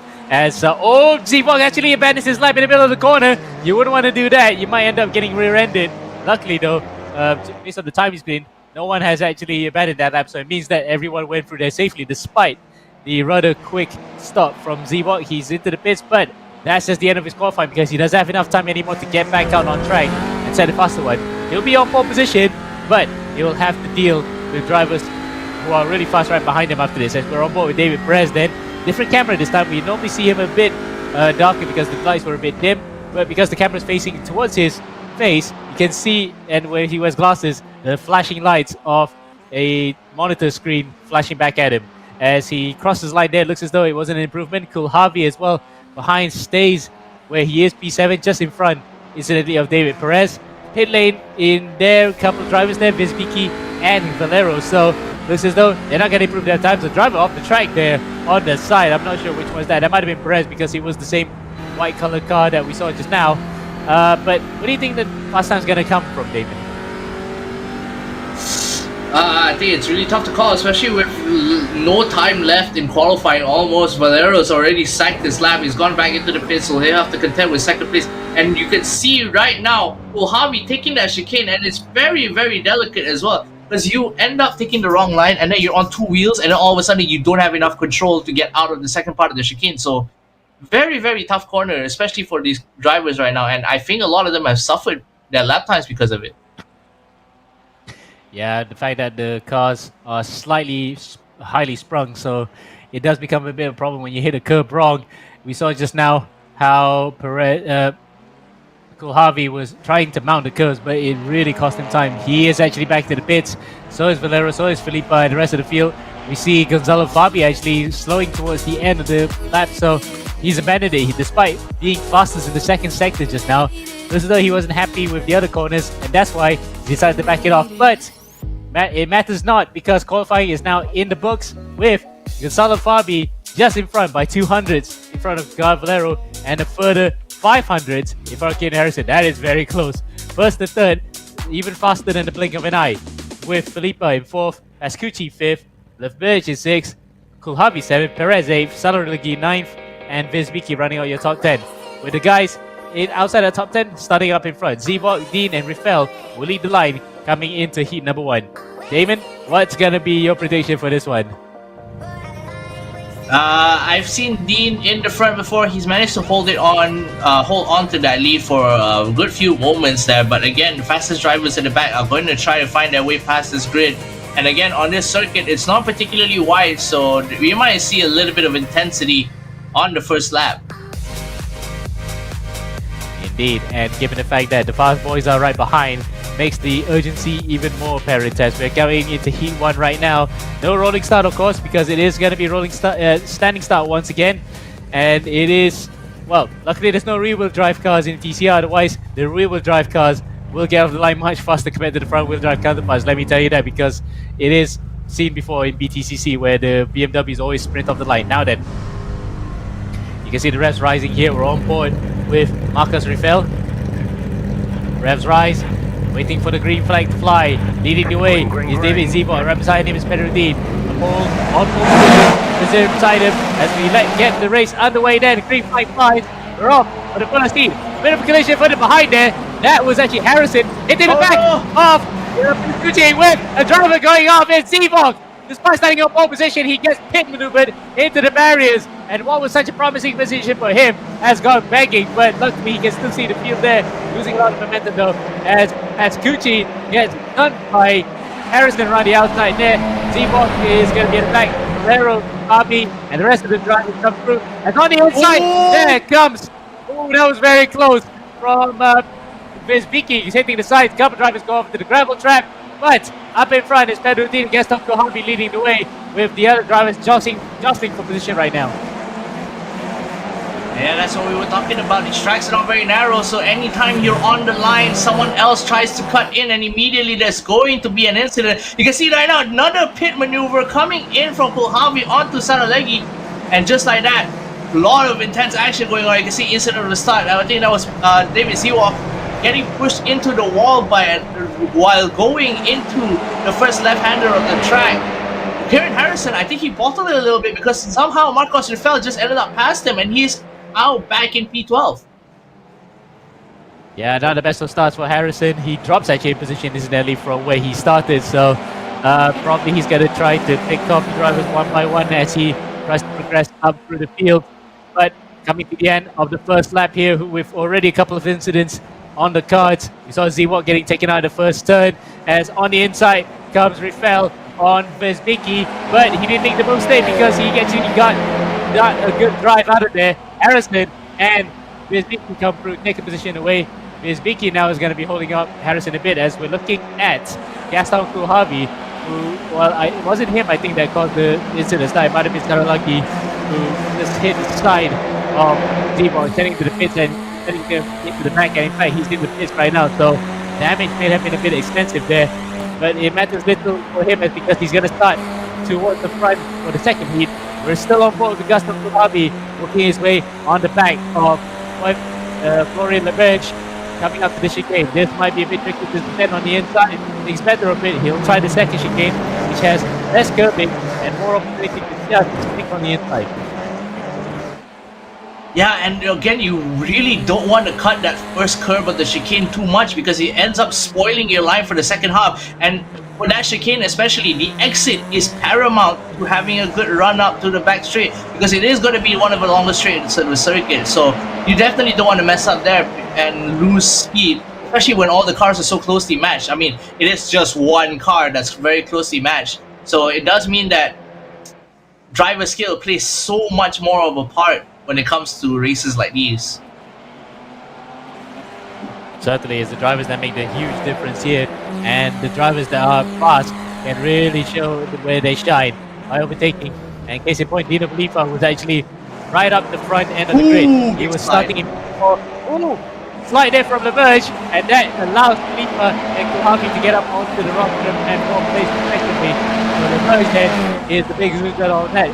In fact, where he started, he was right up there on the podium spot. As we're back with Kulhavi and Felipe, who started fourth place, qualifying fourth, now is in fourth, pounding the back of his fellow countryman Gaston Kulhavi there. Kulhavi runs a bit wide.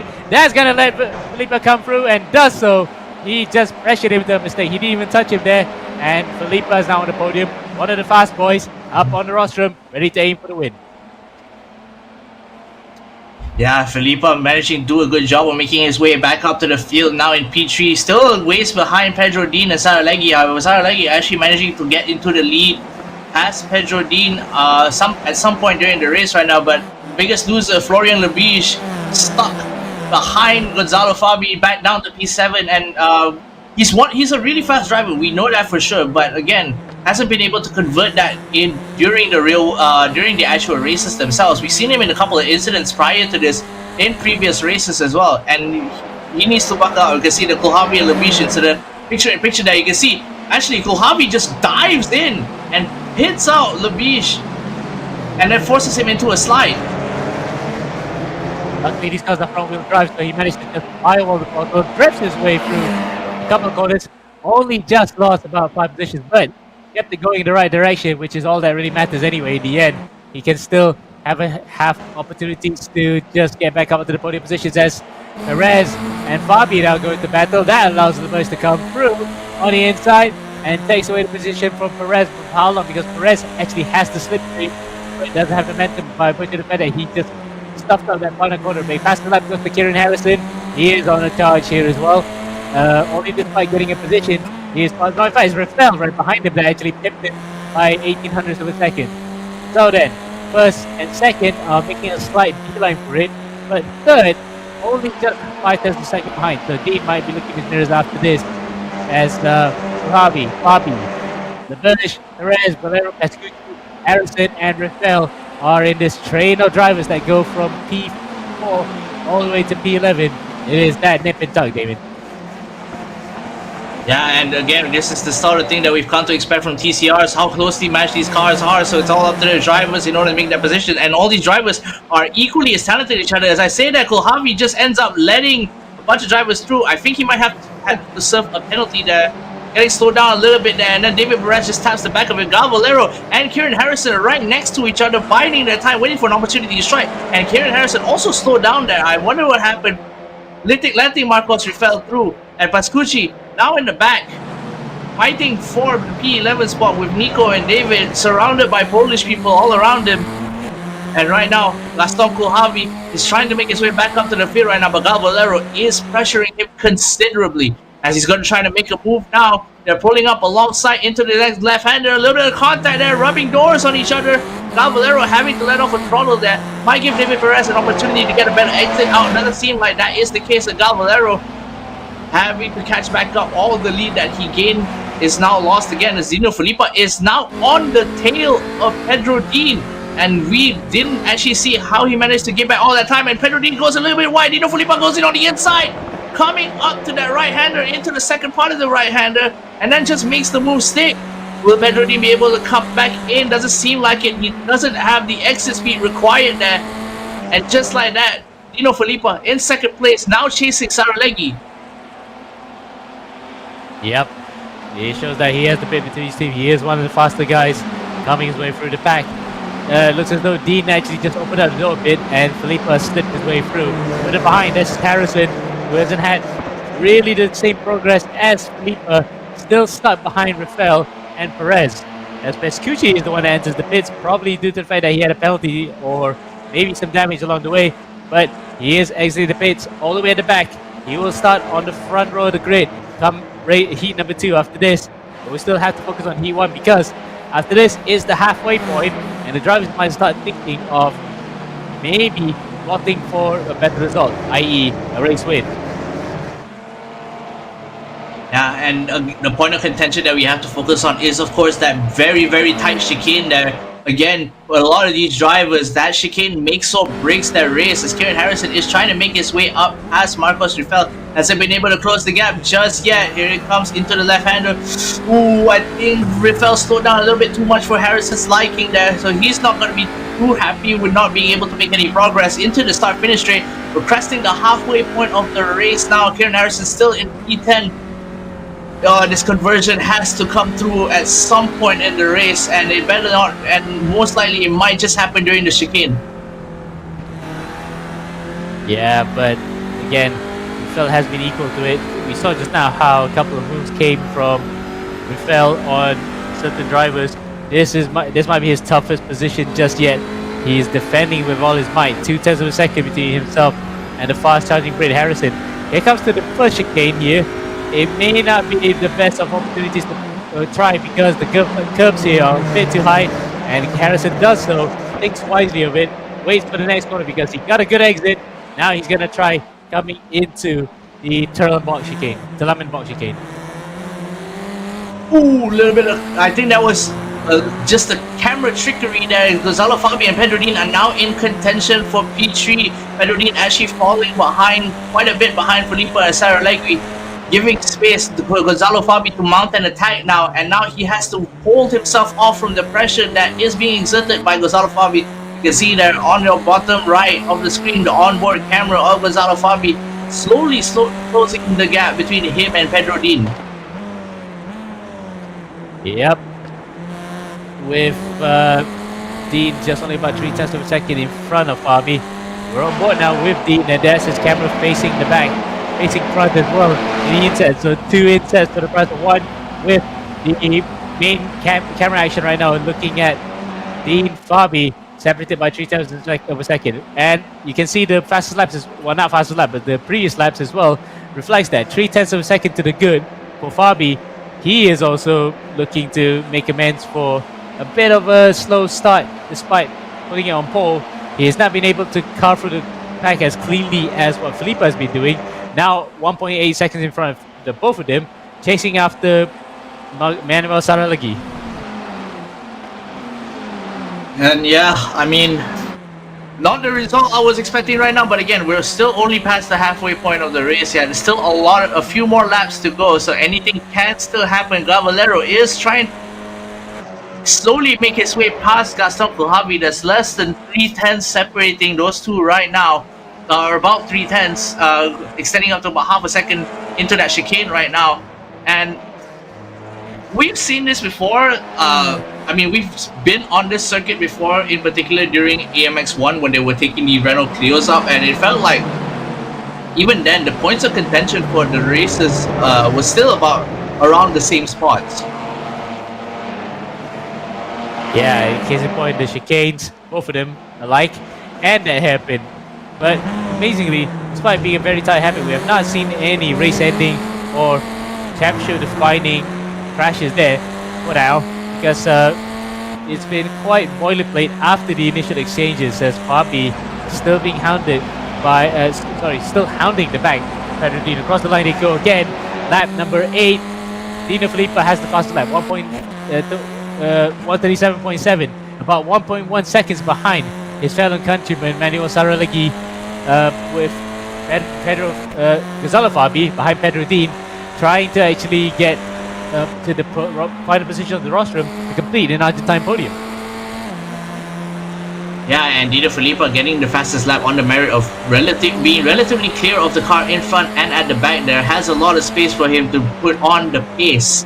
And same cannot be said of the rest of the drivers on the grid. They're all stuck in the 38s, but we all know because they've been battling so intensely with one another. As you can see, Gonzalo Fabi there still trying to make a move onto Pedro Dean. It's been a battle for the past 2 laps, and he has to back off just a little bit. Doesn't want to cause an incident between these two cars right now. And especially for these lower speed sections of Zolder, where you have to be extremely careful with when you decide to brake and when you decide to get back on the throttle because of how close you are in proximity to all the other drivers. Certainly, and add to that point, when you get back to the throttle, it's also important not to lose time to the guy in front or behind.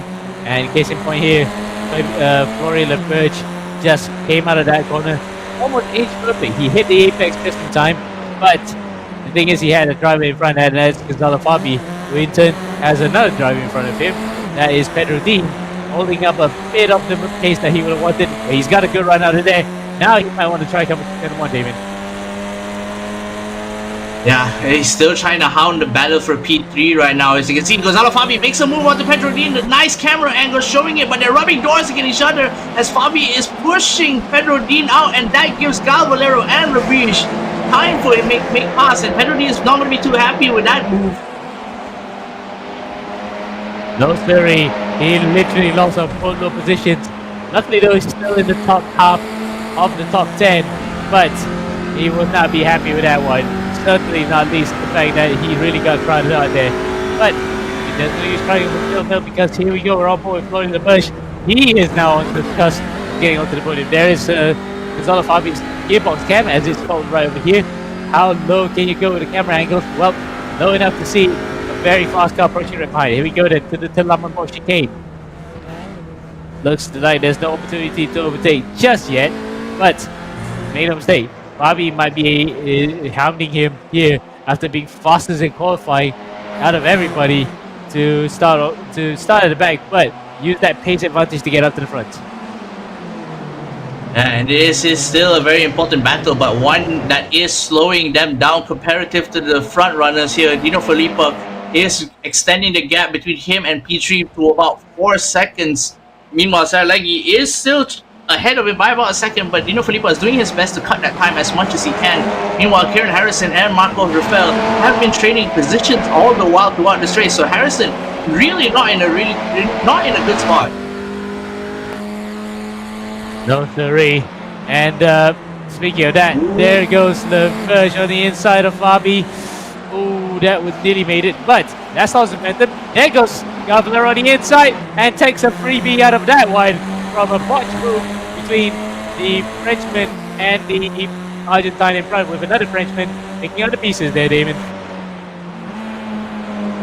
Yeah, and when you attack something, you really have to commit to it, because the second you back off on the throttle, you put yourself in a position where the person at the back, the driver at the back, is not having to do the same to catch up to you because they're running in cleaner air. So Valero doing a very good job taking opportunity of the fact that Labriche actually failed to make that overtake happen and then lost a lot of speed, scrubbed it all off, backing off of the throttle, giving Valero the opportunity to make it pass. And now Valero is the one that's contesting Gonzalo Fabi for that P3 position. Yep. Championship rival here too. Kieran Harrison, he will score a bit more points here coming to the end of the first race.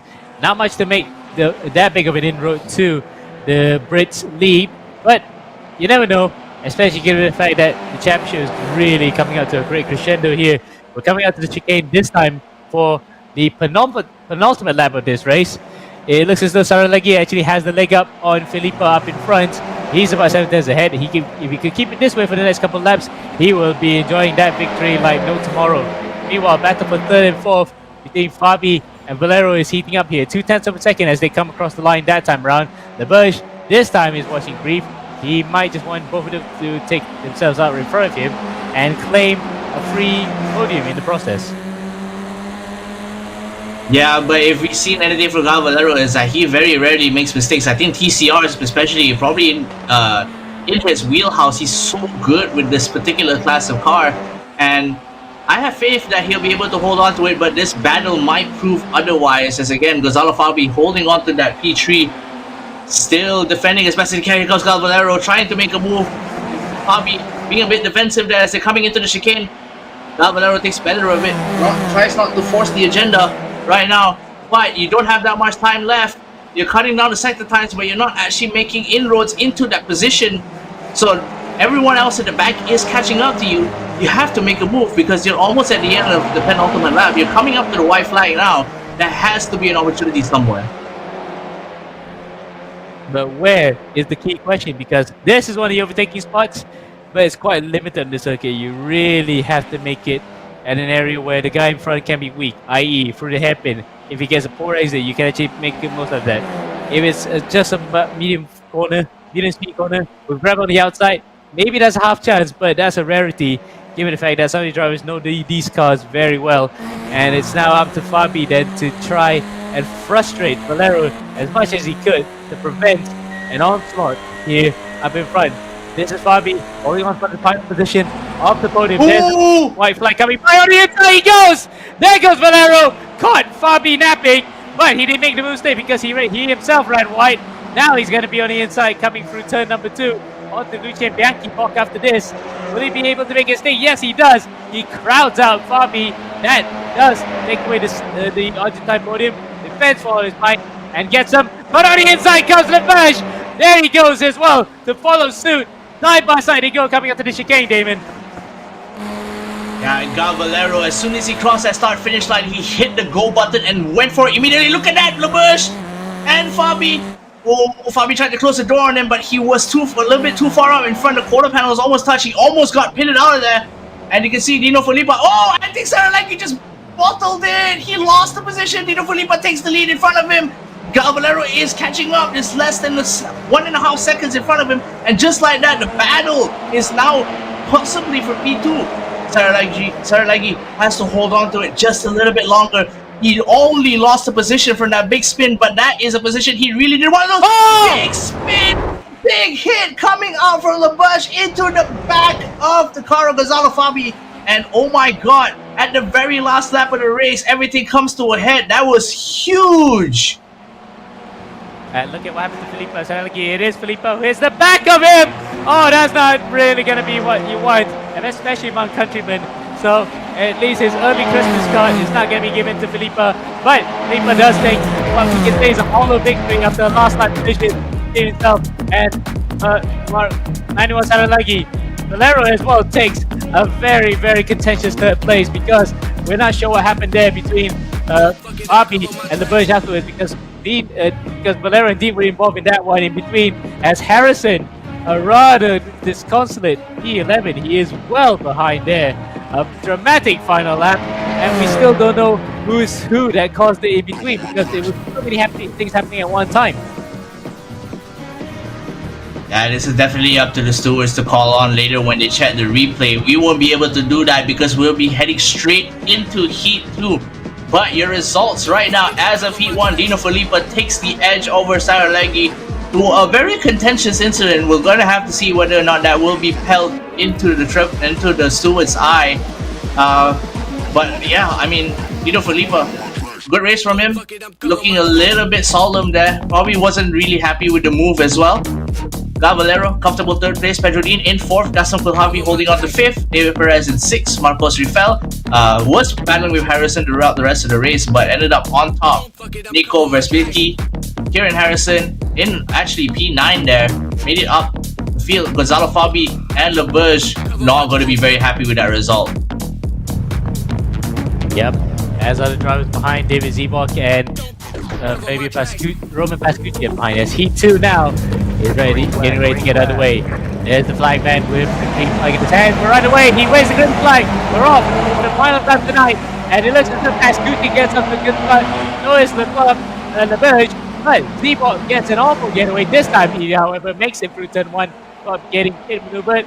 But it looks as though all 13 drivers have gotten away pretty cleanly and safely as they head up to the second turn here. This might be a little bit nip and tuck. 3 cars go a bit wide there, including Kieran Harrison, who was the widest of the lot and just hangs on to P5 only for the time being.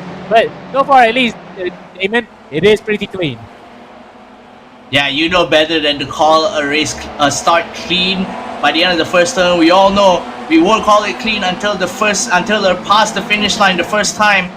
And so far, it is coming up to a head where all the drivers seem to be very clean. Valero actually takes that chicane quite early, giving Perez and Felipa time to make it past them. In fact, he just lost almost all the position. I think it was a slowdown there because he cut the track a little bit. Yep, that is always the thing that happens at that particular chicane. The quick left and right out of turn number 5, the flying chicane always catches anybody out, and this time it's one of the most smoothest of operators is the overall championship leader, Valero. So that's really a turn for the books here that even the fastest guys can get caught up when you try to see that advantage. But he has plenty of laps to do so. 11 more in fact after this to get by. He's done so already by getting in front of Pedro Dean. As we look at David Perez in front of David Zebok and the first heat winner, Dino Felipa, but put an asterisk on it because you never know if it's going to change afterwards. Yeah, I mean, the Kleiner chicane just takes out so much of our best drivers. It's probably the toughest set of corners on this track, I would say, and it's proven its point quite consistently as well. Kieran Harrison in P4 right now. We'll see how long he manages to hold on to that position as we're on board with David Zewalt right now, hounding the tail of David Perez, but Dino Filippa is doing the same thing to him. He's gonna have to find a way to keep Dino Filippa at bay. So far, seems to be doing a pretty good job. Here comes Dino on the inside though. The rubbing doors, will Dino be able to make it past? Does look like it, as we can see the position change on the leaderboards. Pedro Dean actually made it past Nico Vesbicki. And just like that, they're still trading positions. Is Dino Filippa and David Zewalt, but Dino Filippa actually forces David off the track. And just like that, this battle is over, and he has to slow down a little bit as well to give Pedro Dean and Nico time to catch up to him. Yep, that's that's Saralagi, the guy who was the victim of that final lap incident between himself and Dino Filippa, as the Argentines call it Chapa Chapa, which is actually an actual term apparently to describe the rugby's racing nature, especially in TC 2000 and its support series. As behind them, that's Valero, and Dean goes on the inside. Vesbicki may have actually tapped it a bit there. He originally was quite late on the brakes, nearly ended up side-swiping Valero, but amazingly, everybody went through safely. And speaking of that, all 13 drivers here still within earshot of each other. Yeah, and right now, Gal Valero is in the same position that Kieran Harrison was in last race. So now he's getting a taste of what Kieran Harrison had to deal with over the course of the 12 laps of Heat 1. Kieran Harrison is in a pretty good spot right now, but he wants to try and make it onto a podium. He needs a very good result in order to extend his lead over Gal Valero. And he looks like he might be able to do it. We've seen how fast he can be. Gonzalo Fabio, of course, one of the only two drivers that pipped him during qualifying, is standing in front of him right now. But just in front of them is Leberge and Pascucci, still holding on to their lead from lap 1. But for how long, we don't know for sure just yet. Again, past the Kleiner chicane, clean so far from all the drivers. Yep, as opposed to what happened in that first lap where a couple of drivers got pushed off into the sand, notably David Zewalt, who was crowded out a bit by Dino Filippa. Filippa managed to get ahead of David Perez. By the looks of it, Perez may have gotten a slow penalty as well, just to add insult to injury, to let Filippa to get up to P7. 5.10 seconds behind Rafael, with Kulhavi, Harrison, Fabi, Leberge, and Pescucci up in front. We're on board now with Florian A. Leberge looking from behind, waiting for Gonzalo Fabi to see what he's going to do with the JC mentality that he has right now. Through the final corner then, for the third time, onto lap number 4. Pescucci and Leberge, 6/10 of a second in between them. Fabi's only further 3 times behind. But here's the real battle outside that podium right now, as his second times. Not much in it between them. It is pretty close. In fact, all of them are within the 10th of a second every single sector, Damon. Yeah, and there has to be some way they can make up the time, but you don't want to go too far, because again, track limits will be your worst enemy, especially in the first half of the course. Harrison's still doing a good job of keeping chase with Gonzalo Fabi right now. For Leberge is slowly pulling, but not just enough, as they're actually coming up onto Pascucci right now. So Pascucci, seeing 3 cars in his rear view, the amount of pressure that he must be feeling right now is going to be intense. Yeah, given the fact that it's Leberge, Fabi, and Harrison, those guys are fast, but make that just Leberge and Harrison, because slow down. Made a mistake there. Yep, he did. Once again, another driver comes across at that particular chicane. The Kleiner box chicane really has caught even the best of guys who are trying to make up time for them, but penalty system takes no prisoners, and certainly Fabi will be a bit miffed by that. Yeah, again, literally the most devastating corner of this race for almost everybody right now.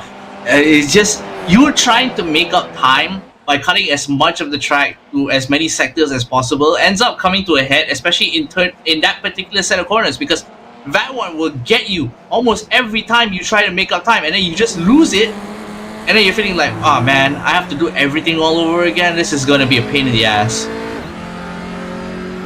About the profanity there, but yeah, that can be quite nettlesome actually, because you try to get back again. And remember, these cars are like the Ray Formula 4 1600s. Momentum is so important. Once you get bogged a bit, you're gonna have to wait for the next corner to break and get back at it with Filippa and Rafael nearly coming to blows there. And Argentine and Brazilian nearly caused a major blowout, but luckily though, Felipe held it just in time. So far managing to keep it under control is Philippe, but we've already seen him been involved in a couple of incidents, especially one near the end of Heat 1 there, so he's being a little bit aggressive. There is a certain argument to be made in favor of being aggressive, but not when it comes to the expense of the other drivers on the track right now, as Zeno Filippo is still trying to make his way past Marcos Rafael. He definitely needs to get his positions back, especially in the position that he's currently in. He did set the fastest lap for Heat 1, so he's still a bit comfortable. And Pedro Dean, I think he may have gone a bit wide because he just lost 2 positions to both David Zivok and Nico Vesbicki. Yep, and Vesbicki then is just behind Zivok with Dean all the way with P13. But amazingly, everyone's still, again, within close to that 10-second gap. So they're not out of the race. They're not behind by a lap. It's still anybody's game. In fact, no, I spoke too soon. Dean's actually dropped it somewhere and loses a lot of time, David. Getting to the pit. Yeah, I think it might have been a spin actually. That's probably why he lost the position. You can see the incident there, the crash replay. Yeah, he got pitted, and then he just loses control of the car into the chicane, into the car of David Zivok. Zivok actually managed to keep it under control, and Nico also makes it past him. And then another love tap for good measure onto the car of Pedro Dean. I believe that was Nico's bumper that got taken out there, but he's made it past. Pedro Dean's into the pits, and coming off words for wear that you definitely feel the frustration building up. Yeah, that was really just, it finished him off, didn't it? Because again, it was just a slight tap. It was enough to send him into the other direction, but because the inertia, the momentum still carried forward for him, spun him around, and to finish him off, another driver just hits him from the side. So your heart goes out to Pedro Dean. He is going to be a bit missed by that, but he'd be happy to just get away from this, knowing that he at least got a 4th place from that first heat. So at least something small about. Just shame that he didn't get to improve on that in the second heat, as we look on board, or rather focus on Marcus Rafael with Dino Filippo, Heat 1 winner in front of him. But the real big battle up in front is still brewing. Pascucci, LeBurge, and Harrison. Wow, can you imagine your Pascucci shoes where you see a really fast exponent of the iRacing TCR platform right behind you.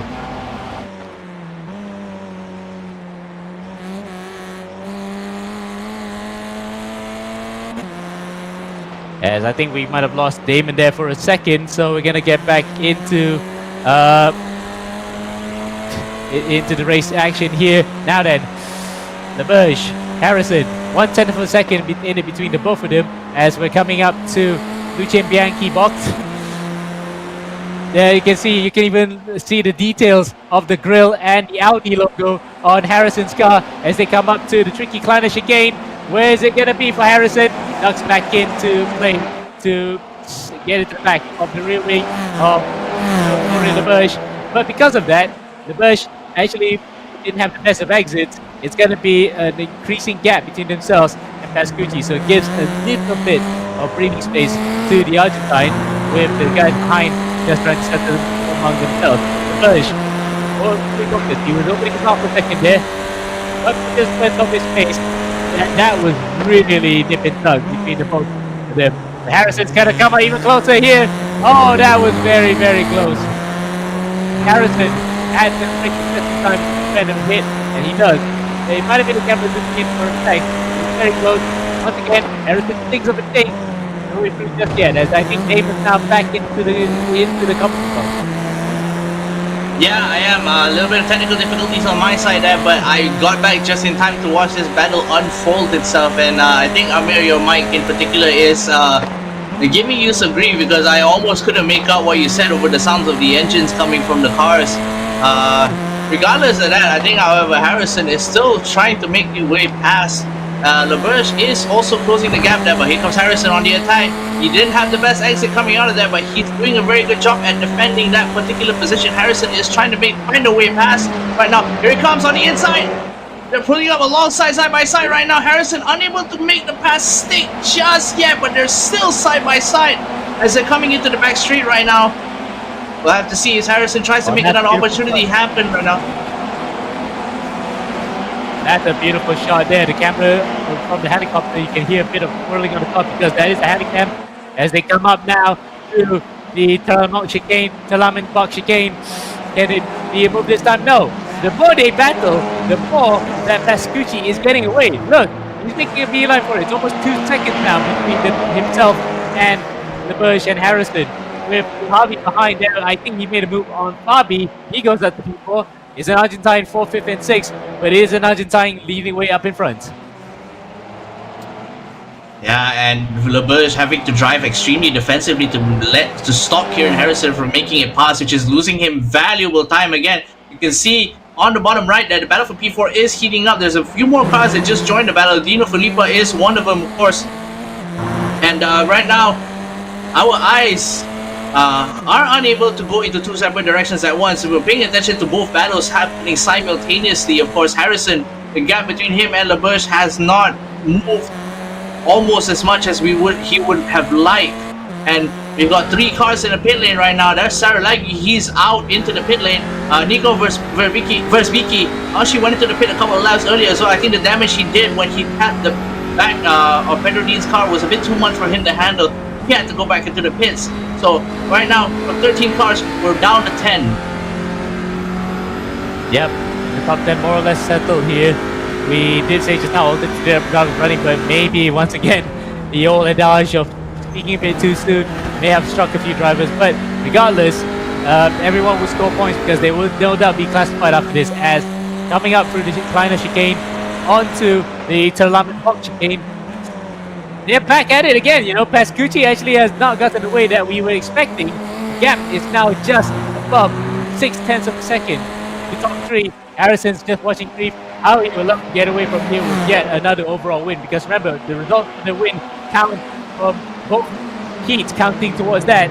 And it looks as though, despite having a rather indifferent first heat, he might just go off with a flourish here in heat number 2 and extend his championship lead at the top. Yeah, final third of the race right now. We can see that I think both LeBurge and Harrison realizes Harrison goes in for the move, but unable to make it stay. LeBurge goes back on the inside for the switchback. And again, Harrison is just pouncing on every opportunity he can make. They have to help each other, otherwise the gap between them and Pascucci is just going to extend even further right now. You can see Harrison flashing his lights there. Work with me, my son. We're going to have to take this position away from Pascucci, and the only way we're going to do that is if we work together to make it past him in the first place. Then we can have our big battle. Yep, but again, he just didn't know because you had to tell that the racing drivers who their first objective is to try and win the race, no matter the process. Speaking of cost, there goes the Gonzalo Fabi onto the gravel trap and out of the running for the top 5. But luckily he kept it going in the right direction, so at least he can still get away here with some valuable points as he's back up in front. Again, like an equal opposite reaction every single time. They get back up to the back of Pascucci. The moment that they fight, they increase the gap for themselves. So really that is ebbing and flowing just like the tides to get back onto the back of Pascucci. Pascucci will be just watching brief here. He'll be minding his own business. He only has about 3 laps to go, 2 laps after this to seal a very unlikely win, but it will be a welcome one nonetheless for himself. Yeah, and I mean, it's going to be really tough to call. I think Dino Filippa was also involved into an incident, forced off Gonzalo Fabi. Again, another point of contention for how aggressive you really can be on a race such as this. Here comes Kieran Harrison that he's just sniffing for an opportunity, looking to see whether he can make a move, trying to see whether he can find a little bit of a nicer line to any corner that LeBurge has taken. And right now, looks like it might be working because the pressure LeBurge is feeling definitely feels a bit unreal. Yeah, absolutely. The gap's been ebbing and flowing between himself and Harrison for about a few laps, between 0.2 to 0.3 of a second. And that was the closest Harrison's gotten in the last couple of laps, where he tried a couple of dinks which did not work, and side-by-side action that also contributed to nothing that time around. This situation is going to get a bit more desperate because we only have about 1.5 laps to go after this, and that will be it for Harrison's charge, unless he can mount something spectacular in the last 2 laps that remain here, coming up to the end of the first sector. That is the gap between the Merge and Harrison in terms of the first sector time. 1100s to 6000. It is close, and it's still Harrison faster than 3 drivers. Oh no, sorry, he's faster than 2 drivers this time round in the second sector. As Gucci only just 5, the Merge only just 5,000 faster that time round. Still, nothing to separate between them. 1 second cover the top 3, Damon. Yeah, Harrison is still doing his best to mount the charge right now. You can see him just trying to poke his nose in between any gap that he can find, but he's not been able to close that gap any more than he is currently at. So at this point in time, if this keeps on going, LeBush's defensive driving puts him up on top. That's going to be all she wrote for this particular race. As right now, they're coming up to the white flag. Pascucci is about to cross the line right now, and that is the white flag being dropped. So now Harrison, about 90 seconds left for him to mount something, and we're on board with him right now. You can see there just how gentle he is with that steering input, trying to carry as much momentum through as possible because he needs that momentum to make it past them. But Pascucci is still trying to fend off 2 very fast drivers behind him, and the gap between him and LeBush as well as Harrison, just there's no progress, no movement between the gap. Yep, but once again, Pascucci is going to find himself a bit vulnerable because he's letting the both of them get back at him again. This time, Harrison and LeBush have not fought each other too hard because they're right up to the back of the Argentine here. With the white flag flies, we're on the final lap here for heat number 2 at Zolder for the AMX 1, AMX 10 front wheel drive category, race number 23, heat 2. It is going up to the wire here. It's a grandstand finish between 3 drivers from 3 completely different teams and 3 nationalities up in front. But who's going to come out on top for the final race here? Onto the final corner, onto the final sector then. The last corner is coming out to this. Hairpin, prime overtaking spot. Harrison thinks of a dink. No way through. The Bush, likewise, didn't even attack because he knows he was far behind to actually make a maneuver. Onto the final chicane. The very final attempt here. Who's going to try and do it into the final chicane? Nobody does so. Harrison comes onto the back. Nearly comes through. But LeBush with a defensive job of dreams throughout the entire race. And Roman Pascucci, wearing a Manchester City shirt, takes the win here in front of Florian LeBush and Kieran Harrison. A barnstorming finish. An equally even exciting finish for the behind Kulhabi of the P4 in front of Felipe Perez and Valero, with Fabi a further 3 seconds behind there to finish off the race. Zivok and then now Rafael running off your finishes. Wowee! What an absolutely exciting finish. Yes, no move happened, but the tenseness of the situation makes it all worthwhile for us to watch. And for those drivers involved, it might need to take a while to get rid of that adrenaline. What a fantastic finish, Damon. Yeah, I was sweating just looking at this entire exchange of them, and it was over the course of nearly the entire race as well. This battle started all the way from like lap 5 and kept on going all the way to the end. As we see Saralegui is about to cross the line. As you know, he's still a considerable amount behind, so we're just watching him round out his final lap of the race. But Roman Pascucci doing a very good job of holding on to the very end, as she held on to the lead all the way from the start until the end. So good on him, managing to keep everything under control, keep his pressure in check and concentration up, and just like that, very good race. I think this is his second race win in the last 2 weeks. I think so, because I'm looking at the overall leaderboard for AMX 10. By the looks of it, yeah, he might have gotten another win to that. But regardless, the here and now, he has won it by just 4 tenths in front of Florian Birch and 8 tenths in front of Kieran Harrison. 1 second, less than 1 second cover the podium.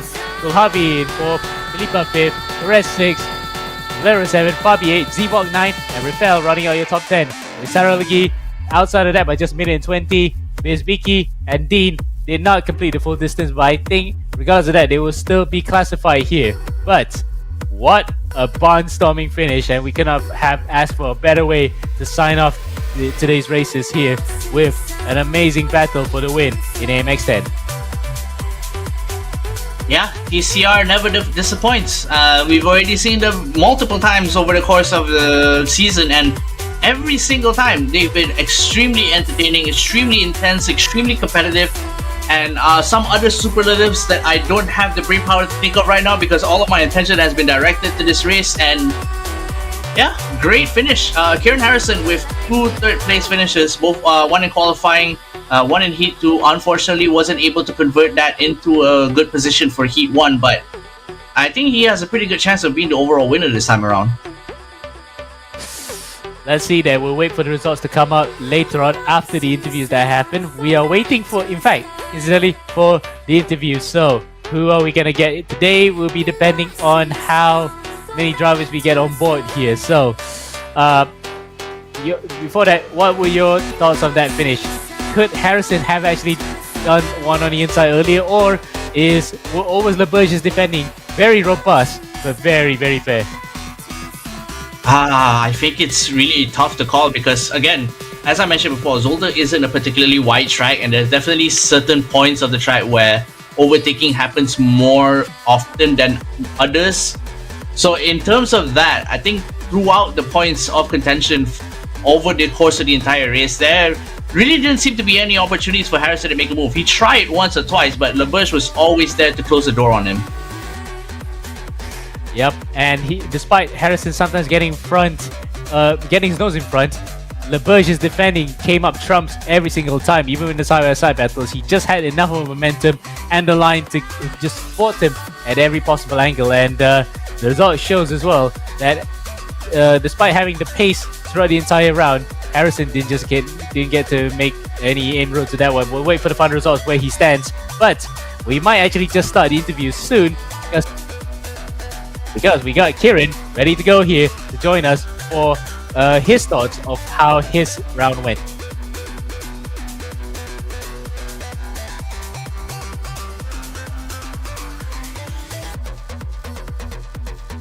Hello then, welcome to the interview, Kieran.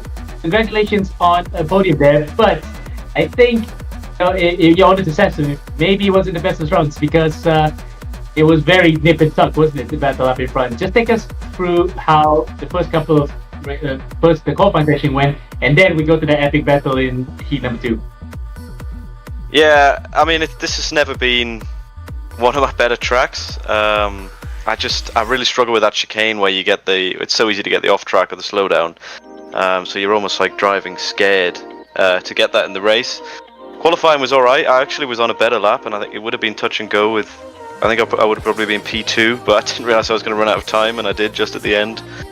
And then race 1, I had some incidents immediately lap 1. I mean, Pascucci was like weaving on the straight off the start line to block me, so I got like up to 12x immediately. So it was almost inevitable I would get the drive-through penalty after that start.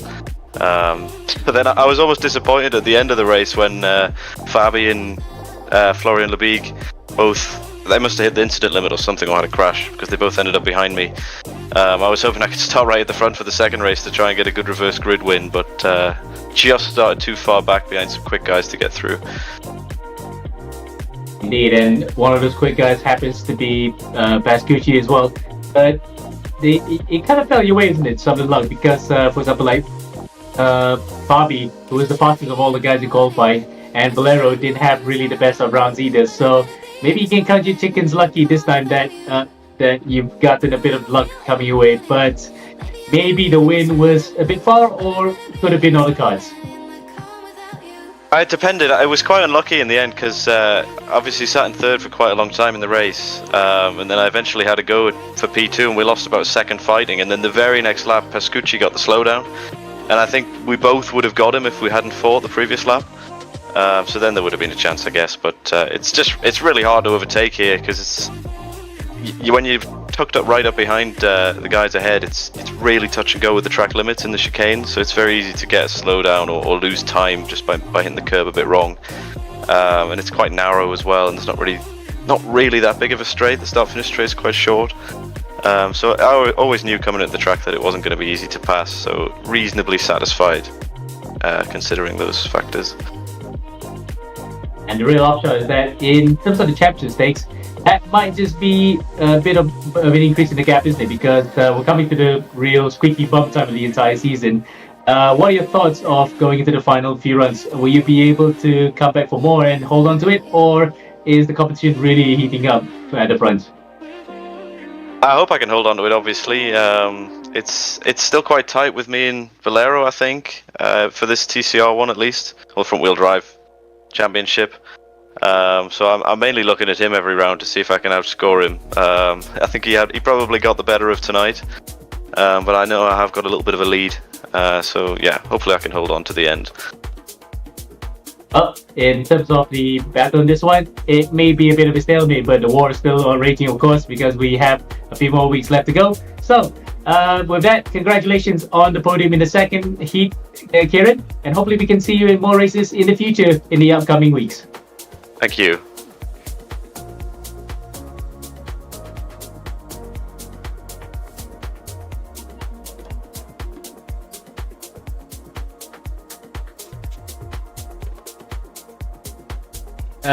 That was actually Kieran on the interview right now, and I think we might have a couple of drivers. In fact, no, we don't have any more drivers in the interview lined up. So we would have loved to have a word with how LeBurge went on his race, because his defending was very, very good throughout the entire race. But again, Kieran also had to concede that the defending from LeBurge was good, but the circuit itself was quite tight to overtake. You barely have any spots to try, and the chicane, he said, was actually running him a bit scared, because he can easily get a cut track, and Pascucci in front nearly presented the opportunity for them, but again, the nature of the circuit just made it a bit difficult. So the key points to take away from that, but even the pro drivers can find it a bit tough to straight line the corners, especially when penalties are just around the horizon. Yeah, and it definitely goes to show that it definitely reflected in the race itself. After the first couple of drivers took the penalty, it just sort of like devolved into the fact that most of the drivers really didn't want to stay straight over the track limits to a point where they would get the penalty. So, man, Zolder, great circuit, but for overtaking, it's a bit scary. Indeed, and you really have to send one on the inside, pray to high heaven that you don't end up overcooking it. And for some drivers, we saw that, especially in the chicane coming at Turleman box, and the hairpin as well coming up to the final sector, which has been really a lot of the action zones that happens. But I think the results may be ready now to see who got the overall victory here today for what has been a very competitive race. No clear-cut winners, as opposed to sometimes where some drivers dominate. So, I think the results are ready to go, or no, I think we're gonna have to stall it a bit longer than to wait until it comes out. But again, Zolder, it provided good action. We did mention it at the start before that it was gonna be, it's a match made in heaven. The cars are chuckable. If they can have very close racing. In fact, we're gonna go, before we get to that final point to close off the show, let's get to the results then of who are the overall winners.